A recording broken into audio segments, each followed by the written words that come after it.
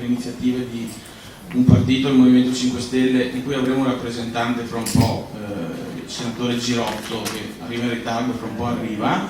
Tranne iniziative del Movimento 5 Stelle non c'è stata mai una serata informativa per capire il perché Banca Popolare di Vicenza e Veneto Banca sono arrivate al punto in cui sono arrivate, e cioè ad una svalutazione delle azioni, come voi ben sapete, perché qui penso che sarete tutti o quasi azionisti o clienti, ad un rosso pesante e alle inchieste giudiziarie per aggiotaggio e ostacolo alla vigilanza.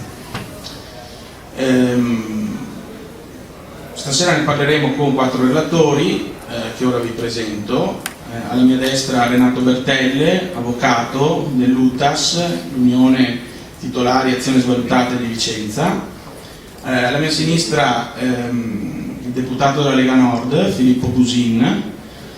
Più in là il dottor Giovanni Schiavone, presidente dell'Associazione Azionisti Veneto Banca, in cui abbiamo anche il vicepresidente e un consigliere qui davanti.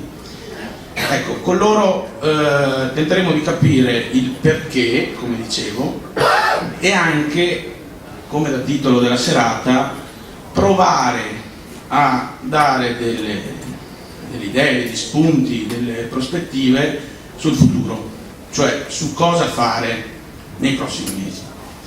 Prima di dare la parola ai relatori faccio una piccola premessa per inquadrare la situazione.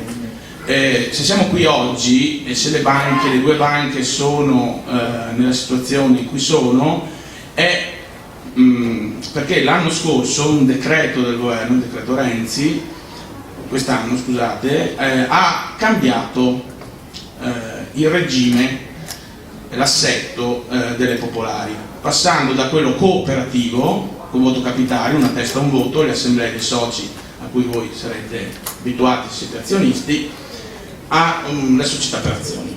Le assemblee straordinarie che ci saranno a dicembre in Veneto Banca e a febbraio in Banca Popolare di Vicenza dovranno registrare questo passaggio, o meglio, dovranno. Le assemblee dei soci sono sovrane, per così dire, quindi potrebbe anche darsi che questo non avvenga. Magari ci ragioneremo sull'eventualità che questo non accada. Tutto si basava su ecco, è arrivato il senatore Girotto.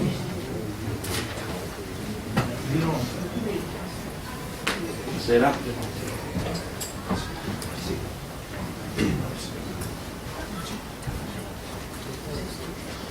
Ecco, dicevo, tutto si basava sul meccanismo autoreferenziale di autodefinizione delle azioni, come sapete, che è potenzialmente distorsivo. Ora gira un ritornello di difesa da parte delle banche, per cui sarebbe colpa della BCE, delle nuove regole, dei paletti della BCE, degli stress test, cioè di tutto quel sistema di norme, di controlli che il nuovo assetto dell'Unione Bancaria Internazionale e della riforma ha imposto alle banche, per cui sostanzialmente la gestione precedente delle popolari sarebbe innocente o quasi.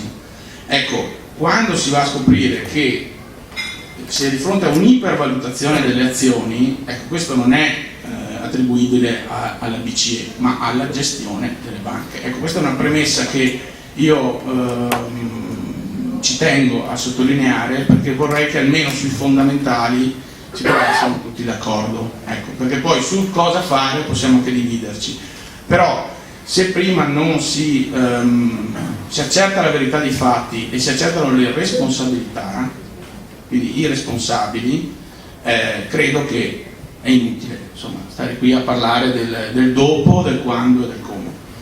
Detto questo, come organizziamo il dibattito? Io ora farò un primo giro di domande ai relatori.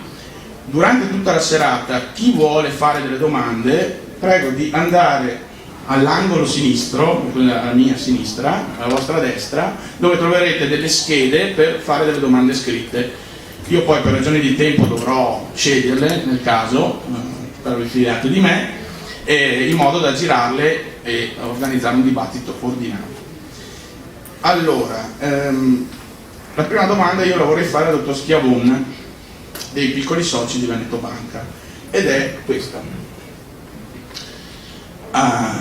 Se non sbaglio, la posizione della sua associazione è contraria al cambio di assetto, di regime delle popolari, tanto che voi sperate in una sentenza del Consiglio di Stato, che se non ricordo male dovrebbe essere del TAR del Lazio, del TAR del Lazio, che dovrebbe essere, se non ricordo male, l'inizio dell'anno prossimo, 10 febbraio del 2016, che potrebbe ribaltare la riforma di cui parlavamo. Ora però la domanda è questa: se anche questo avvenisse, l'assemblea dei soci di Veneto Banca sarà a dicembre, in cui Veneto Banca potrebbe diventare appunto un SPA. Ecco, possiamo realisticamente pensare che il TAR del Lazio possa cambiare l'esito, diciamo, già scritto o non già scritto, lei adesso mi dirà la sua, e nel caso invece in cui il TAR del Lazio dovesse dar torto a chi appunto vuole mantenere il regime cooperativo, dopo qual è la posizione, cioè il piano B, diciamo, per tutelare i piccoli soci, secondo lei? Grazie, buonasera tanto a tutti, spero che si senta. No. No. No. Così? Si sente? Ecco, grazie. Allora, buonasera a tutti. Devo premettere che la nostra associazione è sorta a tutela dei piccoli soci, che io credo francamente, come quelli di Vicenza, sono stati assolutamente imbrogliati. Cioè sono entrati in un meccanismo che non ha più fine e avrà fine soltanto in un certo modo. Allora, faccio una premessa. Io quando ho visto la riforma Renzi, chiamiamola così, cioè il decreto legge numero 3 trasformato in legge di conversione numero 33 del 2015 con voto di fiducia al Senato, allora un decreto legge che fa una riforma, e già questo, io ho fatto il magistrato per tutta la vita, francamente mi sembra una stortura, perché avevo letto a scuola l'articolo 77 della Costituzione, francamente non capisco dove ci fosse la situazione di urgenza. Quindi una riforma fatta per decreto legge mi è sembrata una vera follia. E poi me la sono andata a leggere. I punti di grandi dubbi di costituzionale sono moltissimi.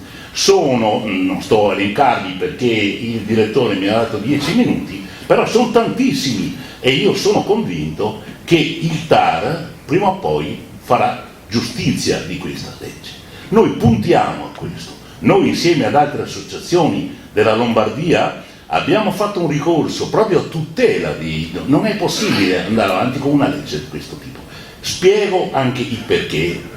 La posizione della nostra associazione è nota da tempo, perché noi operiamo da tanto tempo, abbiamo il nostro sito, scriviamo su questo. Noi per principio non siamo contrari alla trasformazione in SPA, non siamo contrari. Non siamo neanche contrari per una trasparenza alla quotazione in borsa, ma però tutto questo crediamo che debba essere fatto con una gradualità. Non è possibile con un decreto legge, perché questo meccanismo ha ingabbiato i vostri risparmi e non se ne esce più. Adesso noi siamo incanalati in un percorso che è tracciato dalla BCE. Il governo italiano perché ha adottato il decreto legge? Perché non sa resistere ai dettati dell'Europa. L'Europa ha ordinato e quindi hanno detto sì, e per far vedere che sono più bravi l'hanno fatto con decreto legge. Una follia. Ecco, io mi meraviglio, è una domanda che chiedo anche ai politici, come mai questo che sta diventando un problema sociale non sia diventato un problema politico, perché questo è un problema politico. io voglio fare appello anche alla politica e anche al buon senso della politica. Questa frettolosità, senza gradualità, senza tutela dei risparmi, non ha senso. Perché non ha senso? Che cosa sta avvenendo? Allora, l'Europa ha di mira non tanto la tutela del risparmio, ma ha di mira la tutela delle banche, sicurezza bancaria. Con questo totem della sicurezza bancaria hanno pensato alle aggregazioni, hanno pensato quindi a inseguire un modello di gigantismo bancario. Allora, questo modello di gigantismo bancario può andare bene per la Germania, può andare bene per altri paesi, per noi e per il nord-est non va bene. Lo ha dimostrato il fatto che questo territorio, io lo ricordo a tutti, è cresciuto con le banche popolari ed è cresciuto con le medie e piccole imprese.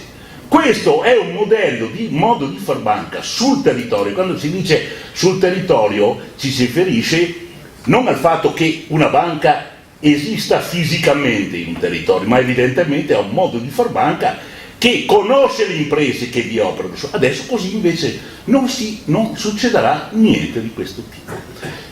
In ogni caso, questo che io voglio dire a voi, le banche popolari, lo ha detto il direttore, erano un modello di banca in cui contava il voto capitario. Quindi una testa, un voto. Vuol dire che io, se sono titolare di 10 azioni, conto il mio voto come quello del mio amico Renato Barsi che ne ha 10.000. E quindi questo modello ha allontanato dalle banche, da queste banche, lo speculatore, lo ha allontanato, perché lo speculatore non ha interesse a entrare in banche del genere, perché sa che il suo voto conta come quello dell'altro. E quindi questo ha indotto me a prendermi le azioni della Popolare di Vicenza o di Veneto Banca, che hanno sempre dato una resa lenta, però sicura nel tempo. E tale è stata venduta come fossero titoli di Stato, come fossero titoli di Stato. Allora, questo modo di far banca era un incentivo al risparmio e difatti tutte le famiglie hanno risparmiato comprando le azioni Veneto Banca e Popolare di Vicenza. Io non parlo di quelle delle Lombarde, perché quelle lombarde sono tutte quotate, io parlo delle nostre. Quindi questo modello di banca popolare poteva andare bene, può anche non andare male, ci sono certo delle controindicazioni, questo posso anche capirlo. La banca grossa col modello del voto capitario forse non va bene, ma questo modello che ha durato per anni non può essere cambiato con un decreto legge, perché questo ha spiazzato tutti. Improvvisamente si è voluto andare in trasformazione in SPA e poi si è in quotazione in borsa. Tutto di seguito, vuol dire che è stato bloccato il mercato e le vostre azioni non varranno più niente. Scusi, allora, dottore, scusi, ho già finito? No, volevo integrare. All'assemblea di Veneto Banca del 19 dicembre, che forse l'hanno spostato dal 5 al 19, le ultime informazioni che ho, sì. Ecco, la vostra associazione dirà di votare sì alla trasformazione in SPA oppure no? Ho capito, le rispondo subito. Noi abbiamo fatto una richiesta formale, abbiamo fatto delle richieste formali, la nostra è un'associazione battagliera, ma però che vuole rispettare tutti. Noi non abbiamo niente da ridire su nessuno, assolutamente, ma vogliamo far valere i diritti dei soci. Noi abbiamo detto, il TAR del Lazio si pronuncia il 10 febbraio, noi crediamo che ci siano tante possibilità, perché il TAR mica sta qua, è dal punto di vista costituzionale, non ho tempo, ma se lei me lo dà, glieli spiego pari pari.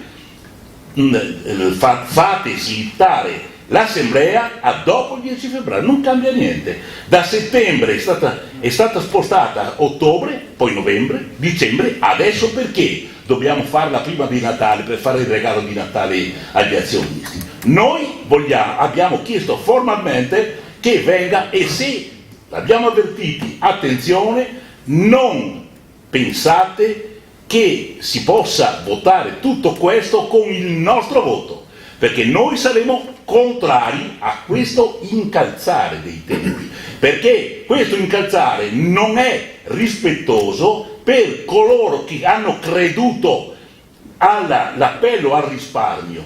L'articolo 47, io ho scritto un articolo su questo, tutela il risparmio e ovviamente tutela il risparmio e quindi attribuisce anche all'organo di controllo il potere di tutelare il risparmio, ma la Banca d'Italia, BCE, tutela le banche e non il risparmio. E allora noi vogliamo, c'è uno sbilanciamento. Alla fine tutta questa riforma si tradurrà in una riforma che dal punto di vista razionale può essere condivisibile e astratto, se non fosse che poi col cerino restano sempre le stesse persone, ma di questo non interessa nulla né alla Banca d'Italia né, se mi permettete, alla BCE. E allora noi continuiamo a fare appelli alla politica, rendetevi conto che questo è un problema sociale, è un problema politico che voi avete creato con una legge frettolosa e dissennata. Questo è quello che noi facciamo e quindi se non si farà un rinvio dell'Assemblea dopo il 10 febbraio, noi all'Assemblea, lo dirò, voteremo contro, tutti contro. Ed è in virtù di questo, vedete, che io temo una cosa, dobbiamo stare attenti anche voi qua a Vicenza, perché io temo che a questo punto ci sarà la precipitazione di dipendenti azionisti e questo sarebbe una cosa grave.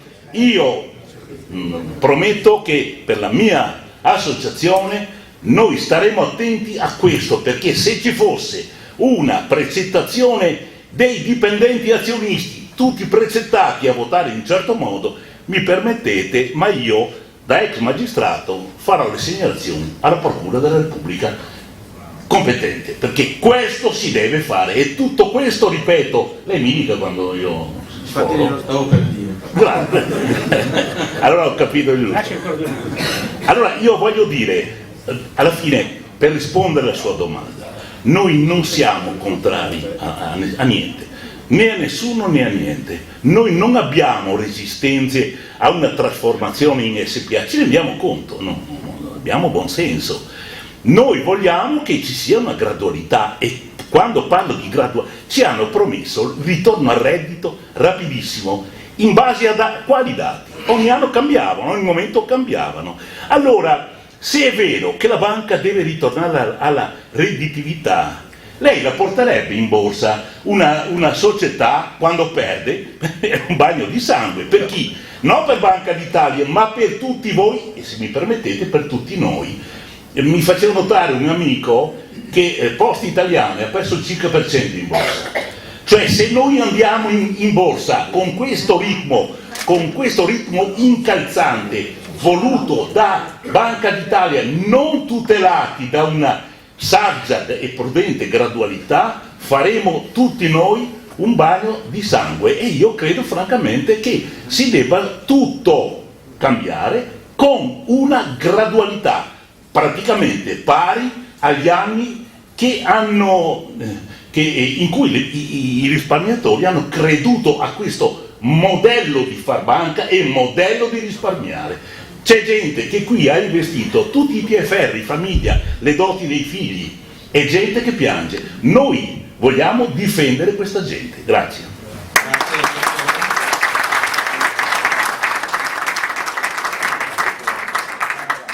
Io rigirerei più o meno la stessa domanda, però riguardante la Banca Popolare di Vicenza all'avvocato Bertelle. Sia l'aumento dei capitali di Veneto Banca sia l'aumento dei capitali di Banca Popolare di Vicenza sono garantiti da dei consorzi di banche. Unicredit è la capo consorzio per la Popolare e Banca Imice, gruppo Intesa per Veneto Banca. Cioè il sospetto, il rischio, diciamo, che se i vecchi soci non investiranno più nelle banche, questa blindatura, questa garanzia dell'aumento di capitale possa portare a un passaggio di mano delle banche a fondi e appunto alle grandi banche. Quindi io chiedo all'avvocato Bertelle, all'assemblea dei soci della Banca Popolare di Vicenza, la sua associazione o altre, diciamo, realtà con cui mi diceva lei sta prendendo contatto, vi state ponendo il problema di arrivare con una piattaforma, con delle proposte? Ecco, ci accenna perlomeno a qualche idea a riguardo? Sì, buonasera. Allora, innanzitutto, le proposte che noi vorremmo fare, innanzitutto vorremmo farle non come UTAS, di cui io sono uno dei partecipanti, dovremmo farle in tantissimi, in numero tale da essere sufficienti a far andare l'assemblea da una parte o dall'altra. Prima ancora però dovremmo aggregarci e unirci, questa è la prima cosa che dobbiamo fare, per essere veramente in tanti e uniti. Io in queste sere ho partecipato a delle riunioni organizzate, come diceva prima il nostro direttore di Vox, da 5 Stelle, e c'erano l'Adusbef, 4 o 5 associazioni alle quali ho rivolto l'invito di unirci per fare un qualcosa di veramente importante, non solo per andare in assemblea a decidere, ma andare prima da chi? Da Ionio, a fare cosa? Adesso vorrei valutare un po' quello che ha detto il dottore. Non so innanzitutto se sia meglio le piccole banche rispetto alle grandi banche nel territorio. Abbiamo noi un esempio della Marostica, ho detto tutto.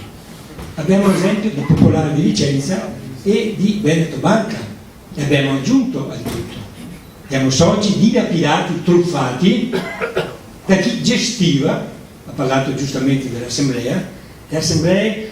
Voi non vi rendete conto di come sono state gestite fino all'ultima volta le assemblee della Banca Popolare di Vicenza. La Gestapo, vi assicuro, la Gestapo faceva ridere. Ricordate che è stato cambiato lo statuto per impedire che l'assemblea votasse qualcosa di diverso e imponesse al consiglio di amministrazione, che ha comunque la facoltà di dire no. Detto questo, Popolare di Vicenza, Veneto Banca, ho detto Marostica, potremmo parlare di altre, per cui non so se è meglio piccolo o grande, perché poi alla fine che gestiva il denaro, che dava il denaro, erano le filiali che ricevevano ordine dell'alto, per cui non è che la Marostica fosse molto più allettante per i clienti di altre. Detto questo, però, ha ragione il dottore quando dice alla sua banca: tu non vai in assemblea in dicembre, perché questo vuol dire esercitare uno strapotere. Se è vero come è vero che il TAR Lazio dovrà decidere una cosa importantissima, tu non puoi andare in assemblea e decidere quello che altri dovrebbero decidere, o comunque in un'altra veste giuridica. Ma questo voglio dirlo anche, vorrei dirlo meglio, vorrei che qualcuno lo dicesse, ma qualcuno che potesse andare da Iorio e dire: Iorio, o tu, oltre a fare gli interessi della banca, perché ricordate, quello che fa Iorio, se tutti qua, ciascuno di noi che è qua, fosse il suo posto, farebbe quello che fa lui, perché lui è stato messo lì, io dico perché mi è stato detto, forse è vero, dalla BCE. Intanto, per fortuna che è arrivata la BCE, perché se non fosse arrivata la BCE qualcuno sarebbe là così, invece di essere in Virginia, andare avanti e fare quello che ha fatto finora, e poi casomai ne parleremo quando parleremo dei risarcimenti del danno. Ma andiamo a dire a Iorio: caro Iorio, guarda che tu devi fare gli interessi della banca, ma non puoi non fare gli interessi dei soci, adesso e dopo. Perché se tu, per esempio, hai preso con Unicredit e le altre 4 banche un accordo per cui queste ti garantiscono che l'aumento del capitale sociale di 1,5 miliardi necessario, ma non tutto e non subito, intanto. E anche questa è un'altra cosa da dire a Iori, perché ha bisogno di soldi, ha bisogno di liquidità, ha bisogno di denaro, perché adesso dovremmo aprire un altro discorso, ma non c'è neanche il tempo. Tu non puoi concordare con Unicredit che l'inoptato del 1,5 miliardi lo compra tutto lei insieme alle altre banche, anche perché io vorrei sapere, è un'altra domanda che vorrei fare a Iorio prima di andare in assemblea: a che condizioni compra Unicredit? Perché se Unicredit, voi sapete che ha appena acquistato 200 milioni di obbligazioni, a che tasso? Iorio voleva al 9%, Unicredit ha detto no caro, se tu vuoi io voglio 11%. E cosa avete pensato? Cosa possiamo pensare? Che a Iorio la banca abbia detto: senti, quanti soldi vuoi?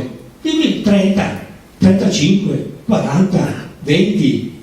No, la banca ha detto, Unicredit ha detto: senti, io compro, però il prezzo, come per le obbligazioni, lo decido io.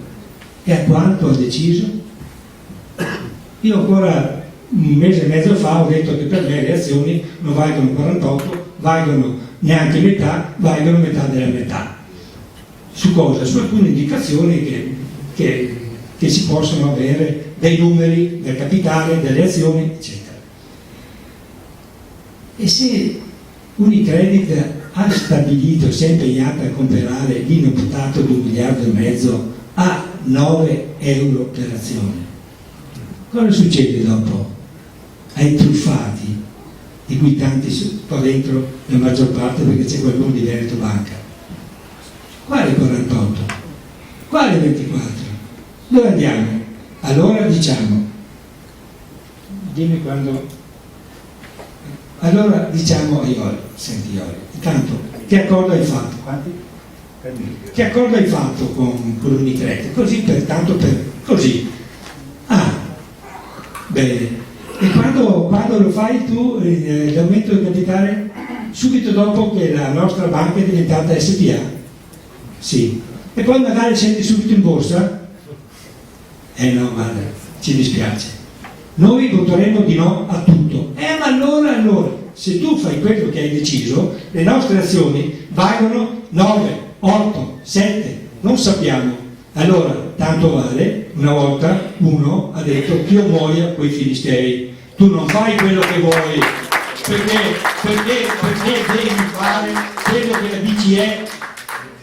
la BCE, poi parleremo magari della BCE, ti ha detto di fare, perché la banca innanzitutto è dei soci e i soci devono decidere come gestire la banca. Allora io sto andando verso la fine del mio tempo di questo primo intervento. Noi dobbiamo essere tanti, essere uniti per poter dire: non decidi tu, decideranno i soci, anche perché i soci, se tanti, se uniti, potranno andare a dire: senti, all'ordine del giorno, oltre a questo, metti anche questo, perché dobbiamo decidere, perché non stiamo qua a fare numeri, percentuali, eccetera. I soci possono proporre anche queste cose. Per cui io mi fermo, io dico che è opportuno che tanti ci uniamo, che tutte le associazioni si uniscano, che nominino qualcuno, magari tecnico, magari che sa anche gestire la banca, perché io ho accennato alcune cose semplici, ma importanti, determinanti per i soci. Per cui unirsi e andare a fare in modo che gli interessi dei soci prevalga sull'interesse delle banche. Grazie Avvocato.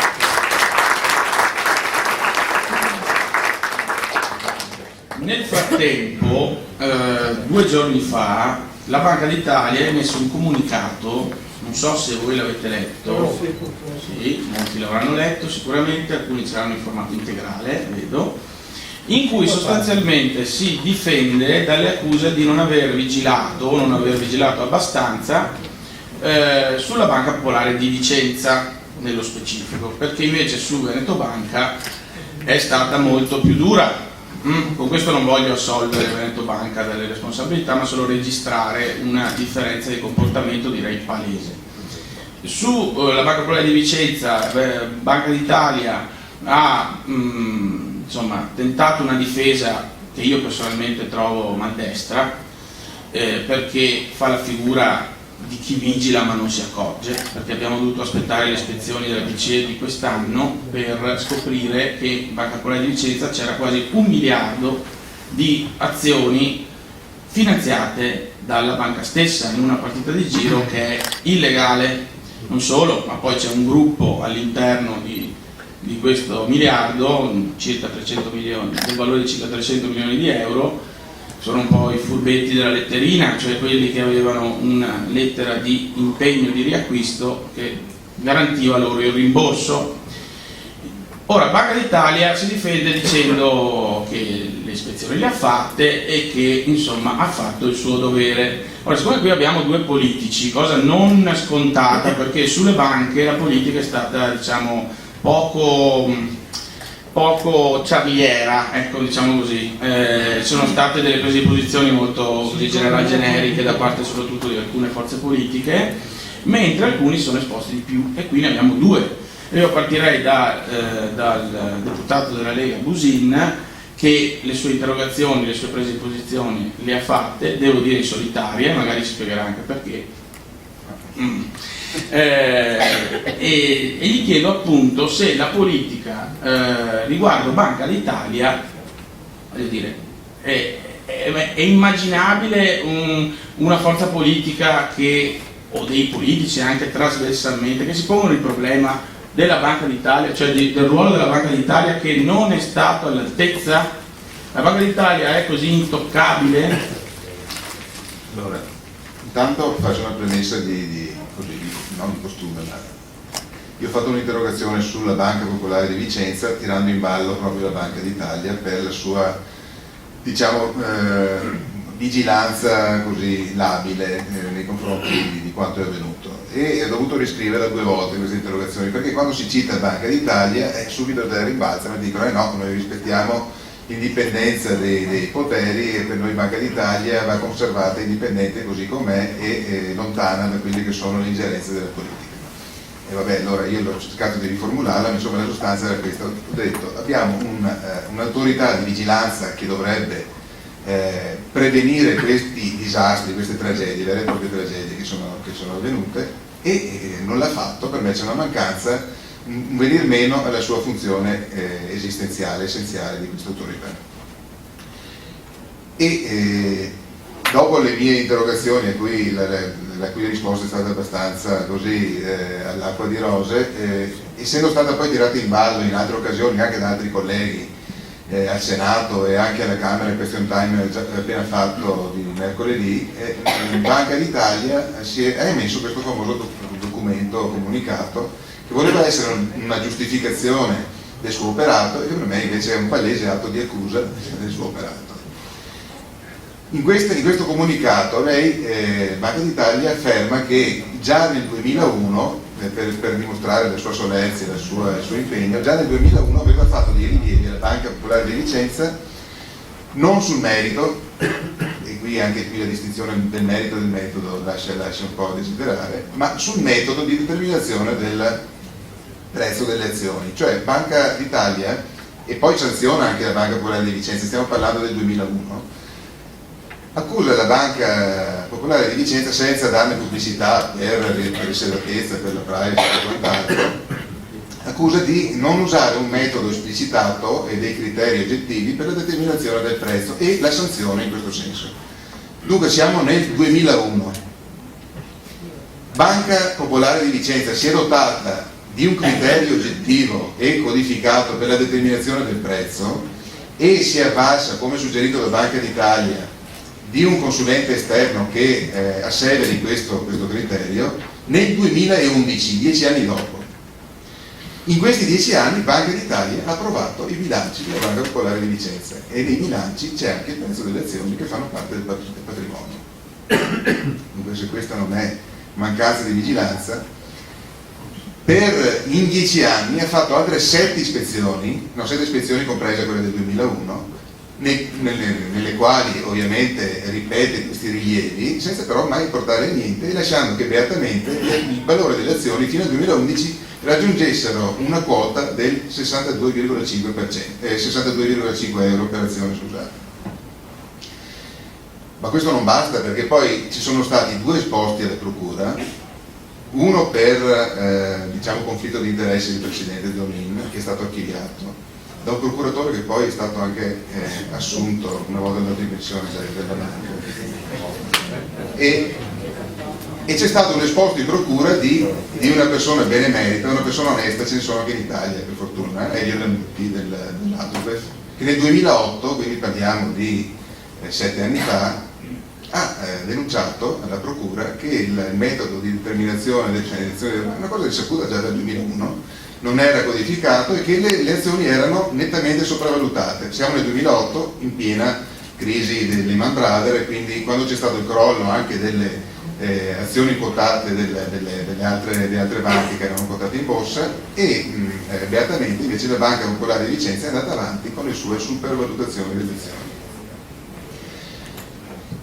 E qua siamo ancora nella fase in cui io mi indigno, ma siamo nell'ambito comunque di una cattiva gestione della banca, ma che può essere, non so, io non la giustifico, però insomma si può dire che i vertici bancari avevano l'ambizione di creare una banca di dimensione nazionale, di portarla fuori dai limiti provinciali in cui era.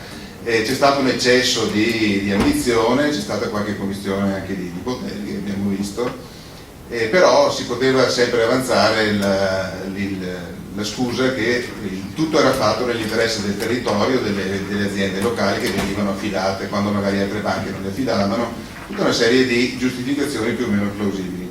Quello però che io qua vorrei usare delle parole forti, ma quello che io proprio non giustifico, perché qua si tratta di una truffa e bisogna usare le parole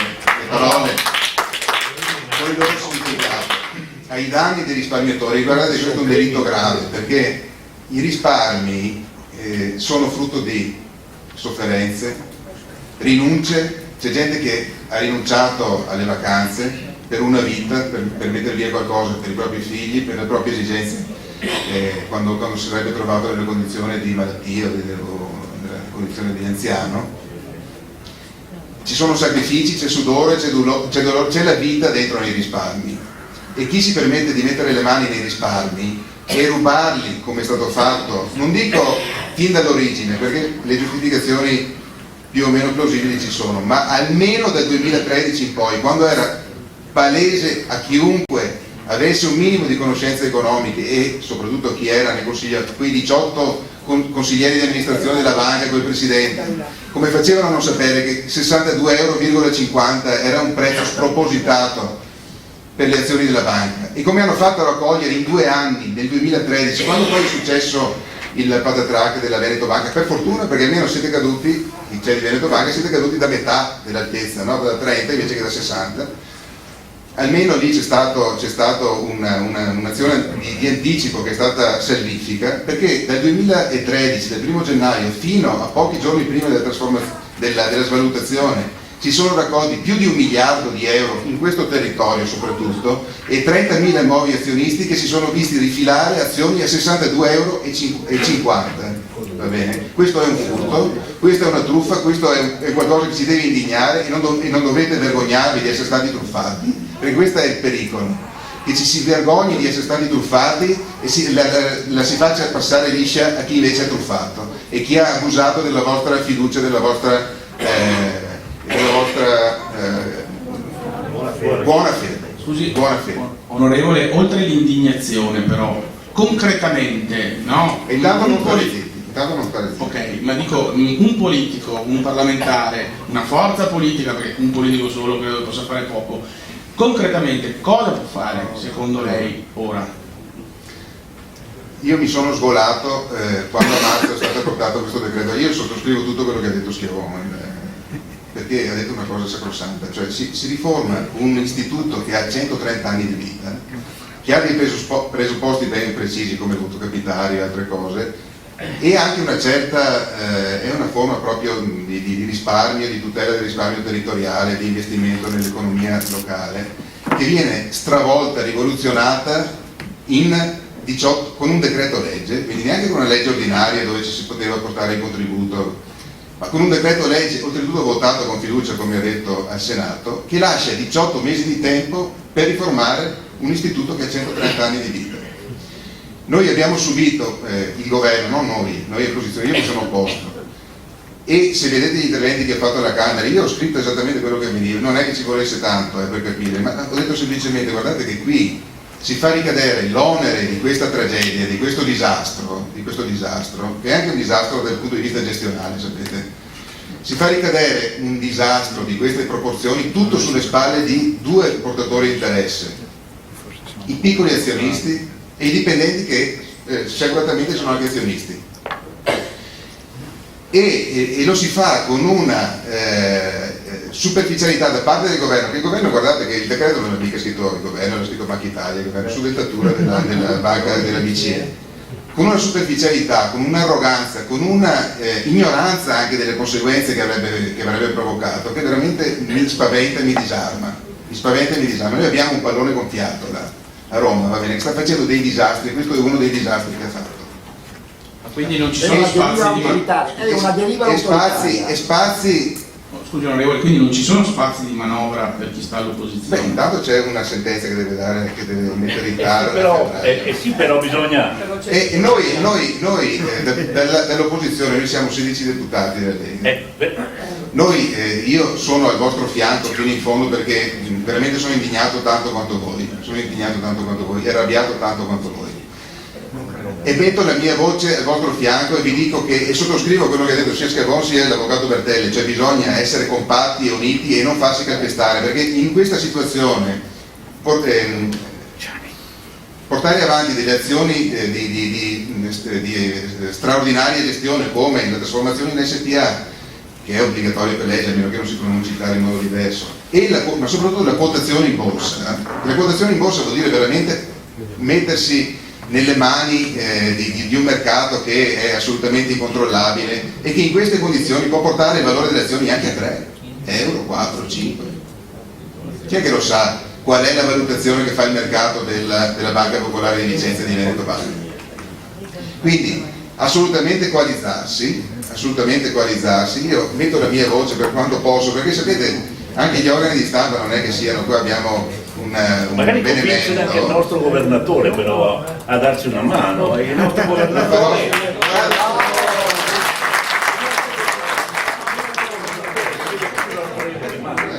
governatore parla di scelta necessaria, quella di scendere in borsa, ma ho capito, ma con questi tempi, ecco, questo almeno convincano, almeno si dia una mano, ma almeno ve la do per quello che posso, perché l'ho già contato.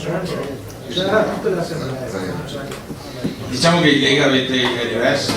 No, non abbiamo idee diverse, abbiamo un modo di porsi diverso nei confronti di questo tema. Io penso che per quanto poco si possa fare, almeno la voce e la faccia mettercela, questo è doveroso per noi politici. Io ce la sto mettendo e guardate che non è indolore quello che sto facendo nel mio piccolo, non è indolore, perché di pressioni ne ho ricevute tante.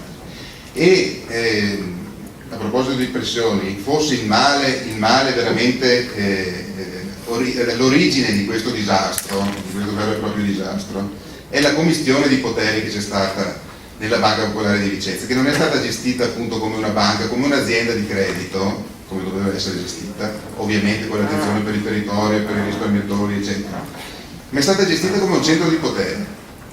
E in questo è stato bravissimo il nostro Presidente, molto più che nella gestione della banca, nel creare reddito, nel fare economia, come si dovrebbe in un'azienda di credito, perché i poteri sono tutti coinvolti qua dietro.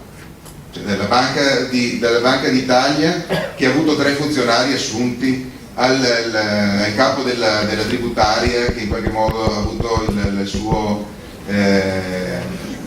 suo beneficio attraverso società controllate, le associazioni industriali e l'associazione degli artigiani che sono stati coinvolti nel CDA e attraverso loro la stampa che è di proprietà degli industriali. Cioè qua c'è stata veramente una commistione di potere che ha creato una cappa dove praticamente la verità non riusciva ad emergere e quindi non mi sento neanche di biasimare chi nell'ignoranza della situazione concreta ci ha creduto ancora fino al suonare dell'ultima campana, cioè nel 2013 e nel 2014, perché veramente c'è stata una cappa che ha creato poca informazione, poca trasparenza nella gestione di questa azienda.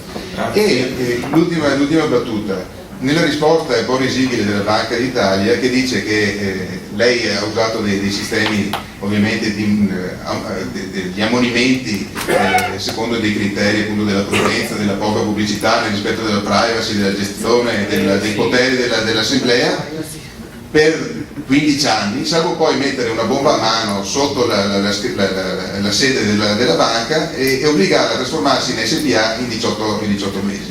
Questo quantomeno è incoerente, quantomeno ipocrita e vorrei denunciarlo. Grazie.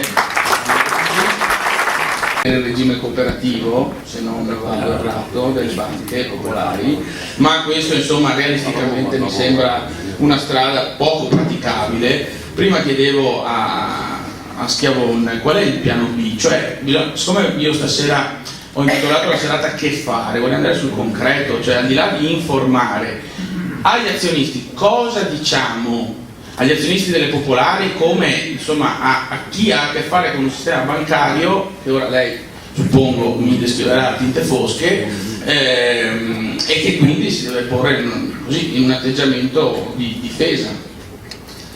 Intanto buonasera a tutti, grazie per l'invito. In realtà i parlamentari sono 3, perché qui davanti a me c'è anche il mio collega Enrico Cappelletti, che sicuramente mi aiuterà perché ha seguito molto da vicino la vicenda, anzi è soprattutto grazie a lui che siamo a questo punto. Io ovviamente l'ho affiancato perché da anni lotto contro il regime bancario. Allora, per chi non mi conosce, ovviamente io non sono di qui, per cui presumo che molti non mi conosciate, io sono socio di un'associazione di consumatori da più di 25 anni, quindi da più di 25 anni vengo a conoscenza delle grandi problematiche bancarie, perché ripeto sempre, Veneto Banca e soprattutto Popolare di Vicenza sono la punta dell'iceberg, di un sistema che è totalmente da riformare, è la dimostrazione, la concretizzazione del fallimento politico, finanziario e mediatico, perché abbiamo un rapporto incestuoso tra questi 3 soggetti che si sorreggono gli uni con gli altri e coprono gli uni le malefatte degli altri. Ecco, io questo non lo dico da ieri o da quando ho iniziato a occuparmi di Popolare Vicenza, lo scrivo nel mio piccolo da 10 anni, quando aprì un blog, quando cominciò a diventare gratuito per tutti poter aprire questi strumenti, proprio perché venivo da un'esperienza che comunque da 25 anni leggevo quello che veniva riportato sulle riviste delle associazioni di consumatori riguardo alle grandissime piccole e grandi truffe delle banche, perché adesso stiamo parlando di una truffa vera e propria, su questo non si discute, ma molto spesso la banca sta sul filo del rasoio, cioè mette in atto dei comportamenti che sono proprio lì, legali, illegali, dipende dall'interpretazione del giudice. Ieri ero a un'assemblea di un'altra associazione di consumatori e ho denunciato per l'ennesima volta un altro enorme furto che sono 2 miliardi all'anno, che è l'anatocismo, che anche questo è un furto, perché l'anatocismo è illegale da gennaio dell'anno scorso. Ci sono state finora 10 banche condannate, ma condannate a che cosa? Cosa può fare il tribunale quando accerta che la banca ha fatto anatocismo? Condanna la banca a pubblicare la sentenza, a rendere pubblico il dispositivo della sentenza. Questo è tutto quello che il tribunale può fare, perché il tribunale applica la legge non prevede sanzioni, la legge non prevede nemmeno la restituzione del maltolto. Cioè la persona che ha vinto la causa adesso deve farne una seconda se vuole indietro i soldi.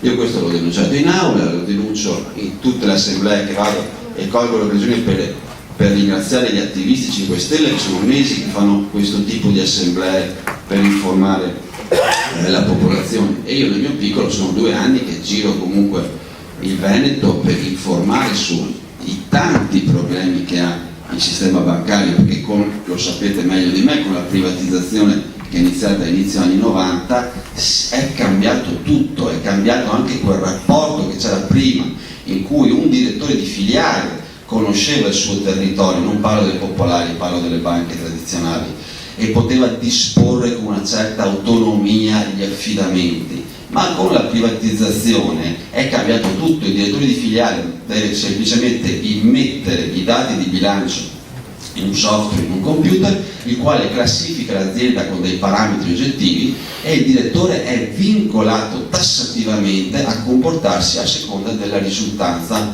che gli ha dato appunto l'emissione di quei dati di bilancio. E la parola d'ordine dall'inizio degli anni 90 è stata vendere di tutto a ogni costo, vendere di tutto a ogni costo. E la parola d'ordine dal 2008 in poi, 2009 in poi, è stata rientrare. E così ecco il credit crunch, ecco che non c'è più credito per le aziende, ecco che lo 0,5% del portafoglio clienti si becca il 56% del credito, e quindi gli altri si devono accontentare del rimanente. Ecco che moltissimi crediti di sofferenza, voi sapete bene che abbiamo 300 miliardi di sofferenze, abbiamo 10-11% di sofferenze, che è una cifra mostruosa, molto spesso sono sorte perché il credito veniva dato all'amico dell'amico, quindi senza valutare effettivamente la solvibilità, ma era appunto un rapporto clientelare. E poi negli anni successivi la banca, quando vede il credito di sofferenza, pur di non portarlo in bilancio in perdita e quindi uscire con un bilancio brutto e far cattiva figura e non distribuire dividendi, cosa fa? Rifinanzia quel credito allegramente, lo rifinanzia, e così al resto della platea resta veramente pochissimo. Sì, onorevole, senatore, un attimo la interrompo, le faccio una domanda più specifica allora, per andare più, diciamo, in medias res. Allora, la Banca d'Italia, che dice di aver vigilato anche sui crediti deteriorati, ecco, allora, diciamo, il Movimento 5 Stelle, visto che lei è il Movimento 5 Stelle, propone di cambiare le regole della Banca d'Italia, il modo di operare la Banca d'Italia, l'organismo Banca sia per Banca d'Italia che per IVAS, che tra l'altro sono anche in questo caso parecchio incestuosi. Noi proponiamo la cessazione dei loro compiti. Tra l'altro Banca d'Italia adesso non è neanche più un compito diretto di vigilanza, perché c'è la BCE direttamente sulle 14 banche più grandi e poi indirettamente comunque su tutte le altre. Comunque noi proponiamo che ci sia un organismo terzo che faccia effettivamente la vigilanza, perché è una barzelletta il fatto che la proprietà del vigilante sia dei vigilati, cioè questa è la classica barzelletta italiana. Che la proprietà della Banca d'Italia per non mi ricordo adesso, per il 96% è delle banche stesse, sì, quindi è privata, come fanno la parte del leone, poi al terzo posto c'è l'assicurazione generali, poi via via. No, ma non tutti lo sanno, Sì, chiedo scusa, io presumo che qui il pubblico sia piuttosto competente e interessato, quindi scusate, certe cose le do per scontate. Per rispondere, l'intero gruppo Movimento 5 Stelle è attento a questa problematica bancaria. Sapete che stiamo col fiato sul collo su tutto il mondo bancario, su Cassa Depositi e Prestiti, che è un altro problema enorme, nel senso che Cassa Depositi e Prestiti ha in pancia 250 miliardi di denaro, che è di 25 milioni di italiani, per cui è denaro fisicamente degli italiani, e poi in realtà la sua gestione, da quando sono entrate le fondazioni bancarie, che adesso hanno il 18% di Cassa Depositi e Prestiti, la sua gestione è diventata privatistica, per cui da quello che prima doveva fare e faceva, che era un credito a condizioni agevolate al pubblico per costruire infrastrutture, adesso è diventata una banca d'affari in tutto e per tutto. soprattutto noi abbiamo tra le proposte il ritorno alla separazione tra banche d'affari e banche commerciali, la chiusura del meccanismo di porte girevoli. Prima è stato accennato al fatto che l'ex segretario di ISCO è entrato in Popolare Vicenza, e questa è una cosa che si fa continuamente. Draghi, giusto. È una cosa che si fa continuamente. Io sto pubblicando il libro di Lannutti, con Lannutti siamo entrati in collaborazione da subito, abbiamo riproposto subito le sue interrogazioni, perché giustamente il merito iniziale va dato sicuramente a lui, che nel 2008 fece le prime interrogazioni. Sto pubblicando il suo libro che si chiama Banda d'Italia, e il titolo dice tutto, quindi quando mi si parla di Banca d'Italia non vorrei nemmeno rispondere, perché è talmente palese come minimo l'incompetenza, come minimo, ma il nostro giudizio a pensar bene, precisamente a sì. pensar bene lei dice incompetenza. Sì, ovviamente uguale giudizio estremamente negativo ce l'abbiamo sul resto della politica. Cioè dov'era, dove è stata fino adesso questa politica? Signori, non nascondiamoci dietro una foglia di fico. Questi sono segreti di Pulcinella, cioè la situazione di Popolare Vicenza, ma la sapevamo tutti. Guardiamo adesso. Quindi Adesso mettetevi d'accordo, ha parlato il signor Chiavò. Voi due politici mettetevi d'accordo invece di... peccato che però siamo comunque in opposizione, quindi anche mettendoci d'accordo, io auspico sicuramente che ci si metta d'accordo, non raggiungiamo la maggioranza.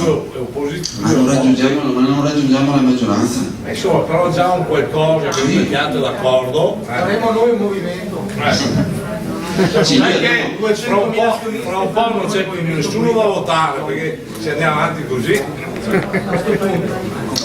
sì, abbiamo diverse proposte, se le volete spiegare nel dettaglio le farei spiegare direttamente a Cappelletti che ha seguito la cosa. Abbiamo... Magari facciamo un altro giro, facciamo un secondo. Vi ricordo che se ci sono domande di scriverle lì per favore, c'è l'angolo con una sedia, se le scrivete lì per favore, perché così facciamo prima e le facciamo in maniera più ordinata. Ok, grazie.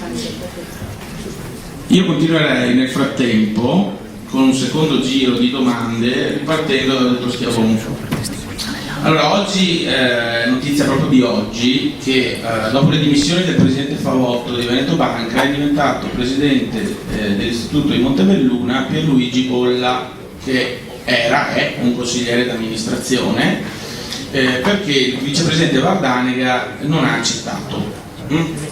Allora io, siccome sono un giornalista e sono curioso, chiedo al dottor Schiavone, anche appunto per la platea, di spiegare cosa vuol dire questo. Cioè il prossimo mese e mezzo, di qui all'assemblea dei soci, che cosa dobbiamo aspettarci? Altre decisioni prese da un consiglio d'amministrazione che un'altra associazione, questa dei grandi soci Veneto Banca, ritiene, tra virgolette, illegittimo, cioè non rappresentativo del capitale. Cioè nel prossimo mese avremo delle novità, che cosa dobbiamo aspettarci? Sempre per andare sul concreto, per favore. Allora io, per andare sul concreto, voglio prima di tutto, se mi permette, approfitto di questo tempo per aggiungere una mia considerazione a proposito di quello che è stato detto sulla Banca d'Italia.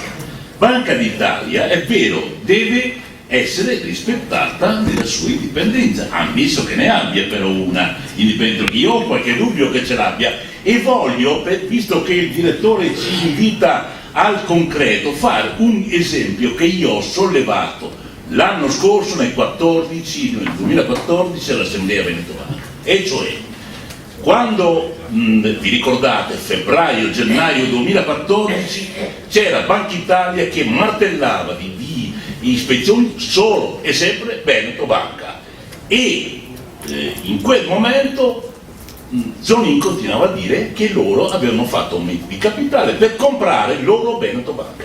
Venite da noi, mi dovete arrendere tutti a casa e io vi compro, perché io ho fatto l'aumento di capitale. Dopo si è scoperto come. Allora io all'assemblea di Veneto Banca 2014 ho preso la parola e ho detto: ma quando mai? E il Banca d'Italia allora, ve lo ricordate tutti, spingeva assolutamente perché la Popolare di Vicenza prendesse la Veneto Banca in posizione aggregante. E io ho detto: a me pare un'anomalia che che una Banca d'Italia vada a inserirsi in una scelta gestionaria di questo tipo, gravissima, andando a ispezionare sempre una e soltanto dei soggetti, cioè la Veneto Banca. E io ho fatto anche un esposto alla Consob e alla Procura di Roma, tanto per essere chiari, perché io la faccia ci ho messo anche il cuore. Poi arrivano gli stress test e dimostrano che la Popolare di Vicenza stava molto peggio. Allora io mi sono chiesto, ma scusatemi, e se Veneto Banca in un momento di debolezza avesse accolto l'invito di Banca d'Italia e si fosse arresa alla Popolare di Vicenza, che fine avremmo fatto noi? Allora questo per dire che è vero, Banca d'Italia va rispettata nell'indipendenza, ma se la deve meritare, però Banca d'Italia fa la scelta per tutelare le banche, ma non per tutelare il risparmio, e le banche, voglio anche sottolinearlo, io mi scuso se alzo la voce, ma questi fatti veramente mi agitano. Banca d'Italia, ricordatevi, non aveva visto il grosso problema di Montepaschi Siena, ve lo ricordate? E vi ricordate l'amministratore delegato Mussari, che è stato nominato presidente dell'ABI, Associazione Bancaria Italiana? E dov'era Banca d'Italia? Domando. Allora quindi quando Banca d'Italia pretende l'indipendenza io credo che se la debba meritare, e non l'ha dimostrata indipendenza, perché troppi sono gli esempi. Le banche, il problema delle banche è avvenuto non quando le banche hanno fatto credito, ma quando hanno fatto finanza. Questo ve lo dovete ricordare. E il nostro territorio è cresciuto con le medio-piccole imprese quando, con la logica delle banche popolari, va cambiato bene, ma però con gradualità e con rispetto. Questo è il nostro principio. Vengo alla domanda, direttore, e dico questo: in tutte le banche, e penso anche da noi, il nuovo amministratore delegato è stato scelto praticamente dalla BCE. Cosa fa? Fa quello che fa Iorio Vicenza, fa il suo lavoro. Cioè lui dice vuoi andare in borsa, e quindi si trasforma in SPA. Questo dice assolutamente, e io fossi pagato al posto suo direi esattamente la stessa cosa. È ovvio che così è. Io chiedo scusa anche prima, ho fatto forse un'uscita, non volevo mancare di rispetto al governatore del Veneto, tanto per essere chiaro, lui è trevigiano come me. Io ho solo detto che almeno stesse zitto, ma non vorrei, perché quando parla e dice ma per forza la trasparenza, si va in borsa. Ho capito, ma la trasparenza, permettetemi che prima difendiamo i risparmi delle persone.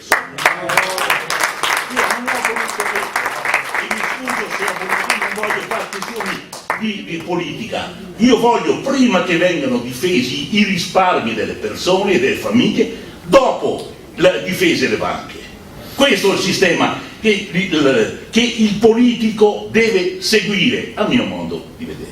Se i politici vorranno chiedermi magari qualche idea per qualche interrogazione, io sono assolutamente disponibile. Di argomenti ne abbiamo tanti da sottoporre all'utente. Noi abbiamo un sito in cui io scrivo spesso, potete visitarlo, vedete che qualche idea di interesse. Allora, il nuovo assetto della governance di Veneto Banca era un assetto, il consiglio di amministrazione era noto che c'erano delle spaccature, perché ci sono delle persone, ci sono tuttora delle persone che vanno lì con l'idea di perseguire soprattutto gli interessi della banca vuol dire del territorio, non perdere la banca, e quindi determinate scelte. C'è un'altra associazione, è vero, l'associazione per Veneto Banca è fatta di amici, noi abbiamo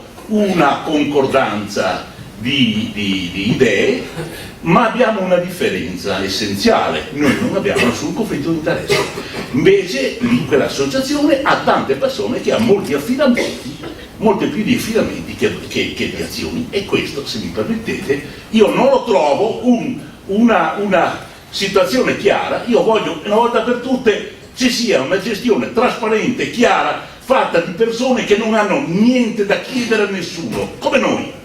E voglio anche dire, noi in questa logica abbiamo chiesto, chiediamo un ruolo, non un potere, un ruolo di controllo sui conti, perché i conti non vanno mai bene.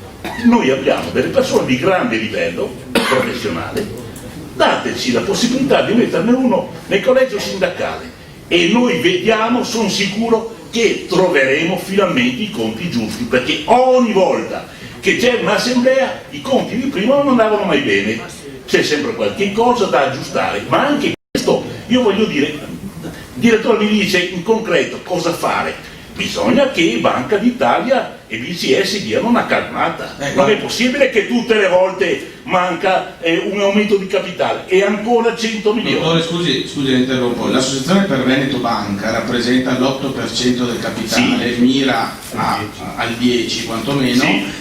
E la sua aspirazione è di dare vita a un patto di sindacato, bene, di consultazione, come mi hanno detto, per precisare, il che vuol dire che loro una strategia in testa ce l'hanno ben chiara. Ma sicuramente anche noi ce l'abbiamo chiara, solo che noi non abbiamo, ce l'abbiamo chiara anche noi non miriamo a governare la banca, noi non miriamo a avere posti di potere, noi vogliamo controllare, soltanto avere la possibilità di controllare. Scusate, mi scusi se alzo, mi scuso con tutti il mio modo di fare questa cosa, però ecco, voglio dire, noi non abbiamo mire di potere, noi vogliamo, ma da tempo, noi vogliamo solo tutelare i soci, ci abbiamo messo la faccia e ci abbiamo messo anche soprattutto il cuore e non abbiamo niente da chiedere a nessuno, solo questo. La politica, noi, mi chiedeva prima, io l'ho trovata molto assente, ma non si tratta di opposizione, oppure, ma molto assente. Allora io dico, ma è possibile che non abbiamo un dialogo, che io ci troviamo con del PD, chi volete voi? Io sono pronto, loro devono fare delle riflessioni, io apprezzo quello che è stato detto dall'onorevole Busini, io spero che ci possa essere anche domani una collaborazione, un dialogo, lo apprezzo molto, vorrei che ce ne fossero di politici che si rendano conto la stortura ma ideologica, culturale di una riforma fatta con decreto legge, ma come mai? Ma quando, in quale paese? Ma neanche io sono un voglio perché non c'è di rispetto, ma insomma come si fa a fare una riforma non pensando che alla fine perché basta fare i conti, alla fine chi resta nella trappola, chi è che resta nella trappola? Noi siamo rimasti tutti nella trappola. Che cosa allora fare? Che cosa fare allora? Perché mi si domanda, dunque, allora, o c'è un intervento politico che frena questo treno in corsa, lo ferma, rendiamoci conto di aver fatto una sciocchezza, fermiamola, diamo tempo alle banche di riprendersi.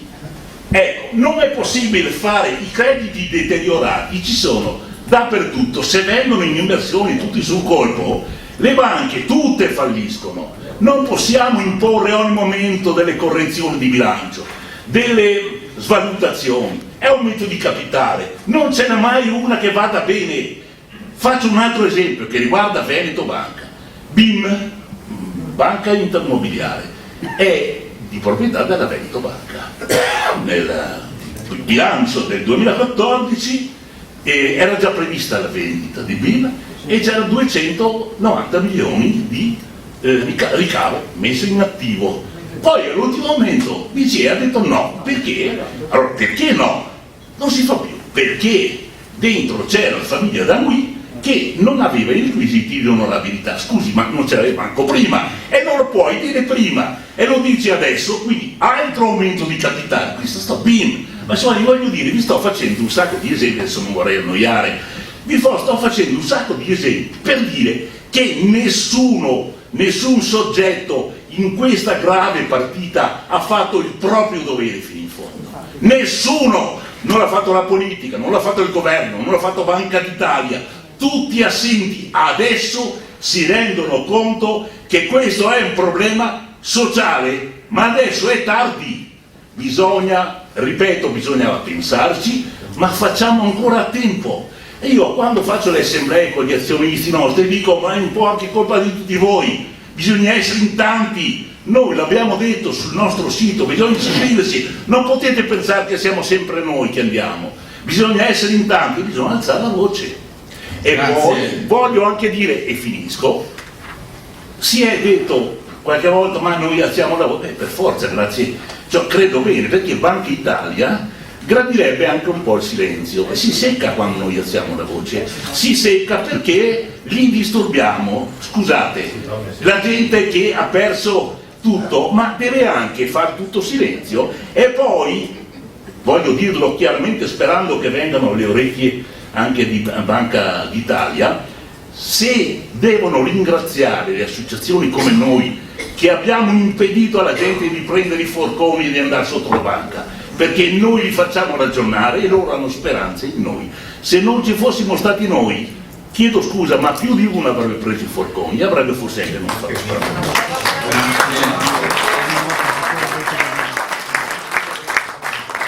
Allora, a proposito di soci incazzati, io ora chiedo all'avvocato Bertelle, che ne segue anche proprio come legale in alcune denunce, l'aspetto proprio più giuridico-legale di tutte queste cose che ci stiamo dicendo stasera. Cioè, si è parlato di class action, alcuni non ci credono, molti non ci credono, altri ci credono. Si è parlato di denunce come quelle anzi che lei sta portando avanti, e adesso si è parlato di forconi. Io personalmente, forse i trevigiani, i vicentini un po' meno, personalmente non ce li vedo, anche perché siccome io non devo prendere voti, dico anche una cosa, che l'ipervalutazione delle azioni negli ultimi anni, insomma, era una cosa che rassicurava un po' tutti. Io non mi ricordo grandi masse di azionisti che in preda ai dubbi atroci, alle fisime, alla rivolta, eccetera. Insomma, è una cosa che si è scoperta adesso, per carità, sono vittime, però diciamo che forse ci si poteva svegliare un po' prima. Adesso io chiedo quindi all'avvocato di spiegarci un po', ora, da questo punto di vista, i soci cosa possono fare.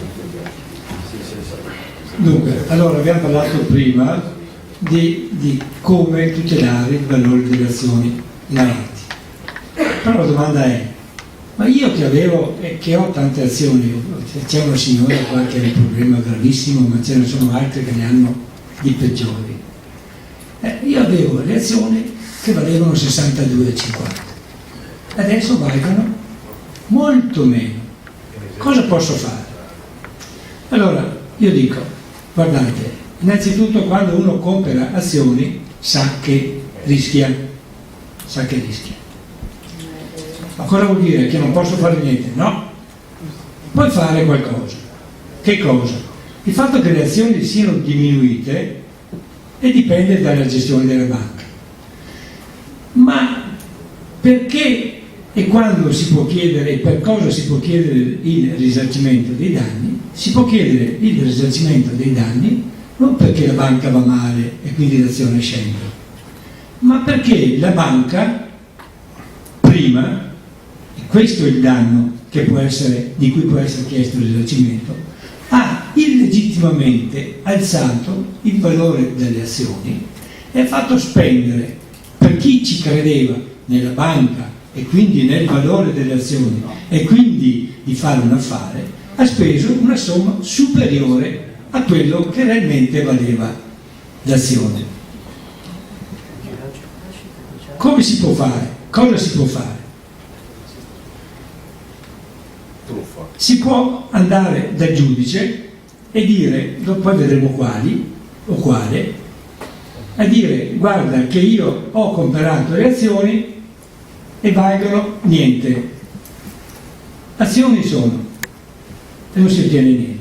Però se vado dal giudice e dico: guarda che quelli là gli hanno fatto credere che la banca andava bene e che avrei fatto un affare a comprare le azioni e che il valore delle azioni era 62,50, mi hanno truffato e io voglio essere risarcito. Ma abbiamo parlato di truffa e tutti tutti sappiamo, siamo convinti che c'è la truffa.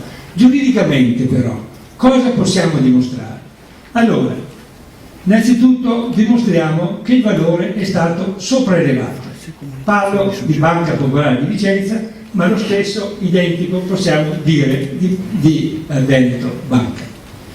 Allora, intanto, come possiamo dimostrare che la banca ha detto che la stessa andava bene perché i bilanci erano buoni e perché dava utili e che con ciò dicendo la banca ha detto una bugia? Allora, Banca Italia nel 2001 ha accertato che le azioni della Banca Popolare di Vicenza erano sopravvalutate, non valevano quello che la banca le aveva fatte valutare. Andiamo alla fine, nel 2015 è stato accertato che il valore era sopraelevato, che non valeva 62,50 ma 48. Quindi la dimostrazione di una falsa valutazione è dimostrata. La banca ha fatto in modo che le azioni fossero sopravvalutate. Ma come ha fatto? Dicendo che la banca andava bene, quei soliti massaggi che qua c'è tanta gente che di sicuro, anzi quasi tutti, hanno visto i comunicati che faceva il nostro Presidente, ma anche nel 2015, un mese prima, nell'aprile del 2015, il 14 aprile, anche dopo la svalutazione, ha detto ma no, ma va bene la banca, è talmente abituato. Da buon padre di famiglia diceva. Sì, Del buon padre di ma famiglia. non preoccupatevi, le nostre azioni sono della banca, la vostra banca è una busina. Esatto. Questo, in parole povere, senza dilungarmi, è aggiotaggio, è un delitto. E poi ci sono le false comunicazioni sociali. Cosa sono? I falsi in bilancio. Esatto. E come ha fatto? Perché? E come possiamo dire che ha fatto le false comunicazioni sociali? Guardate, abbiamo soltanto, per andare qua vicino, le rettifiche imposte dal BCE.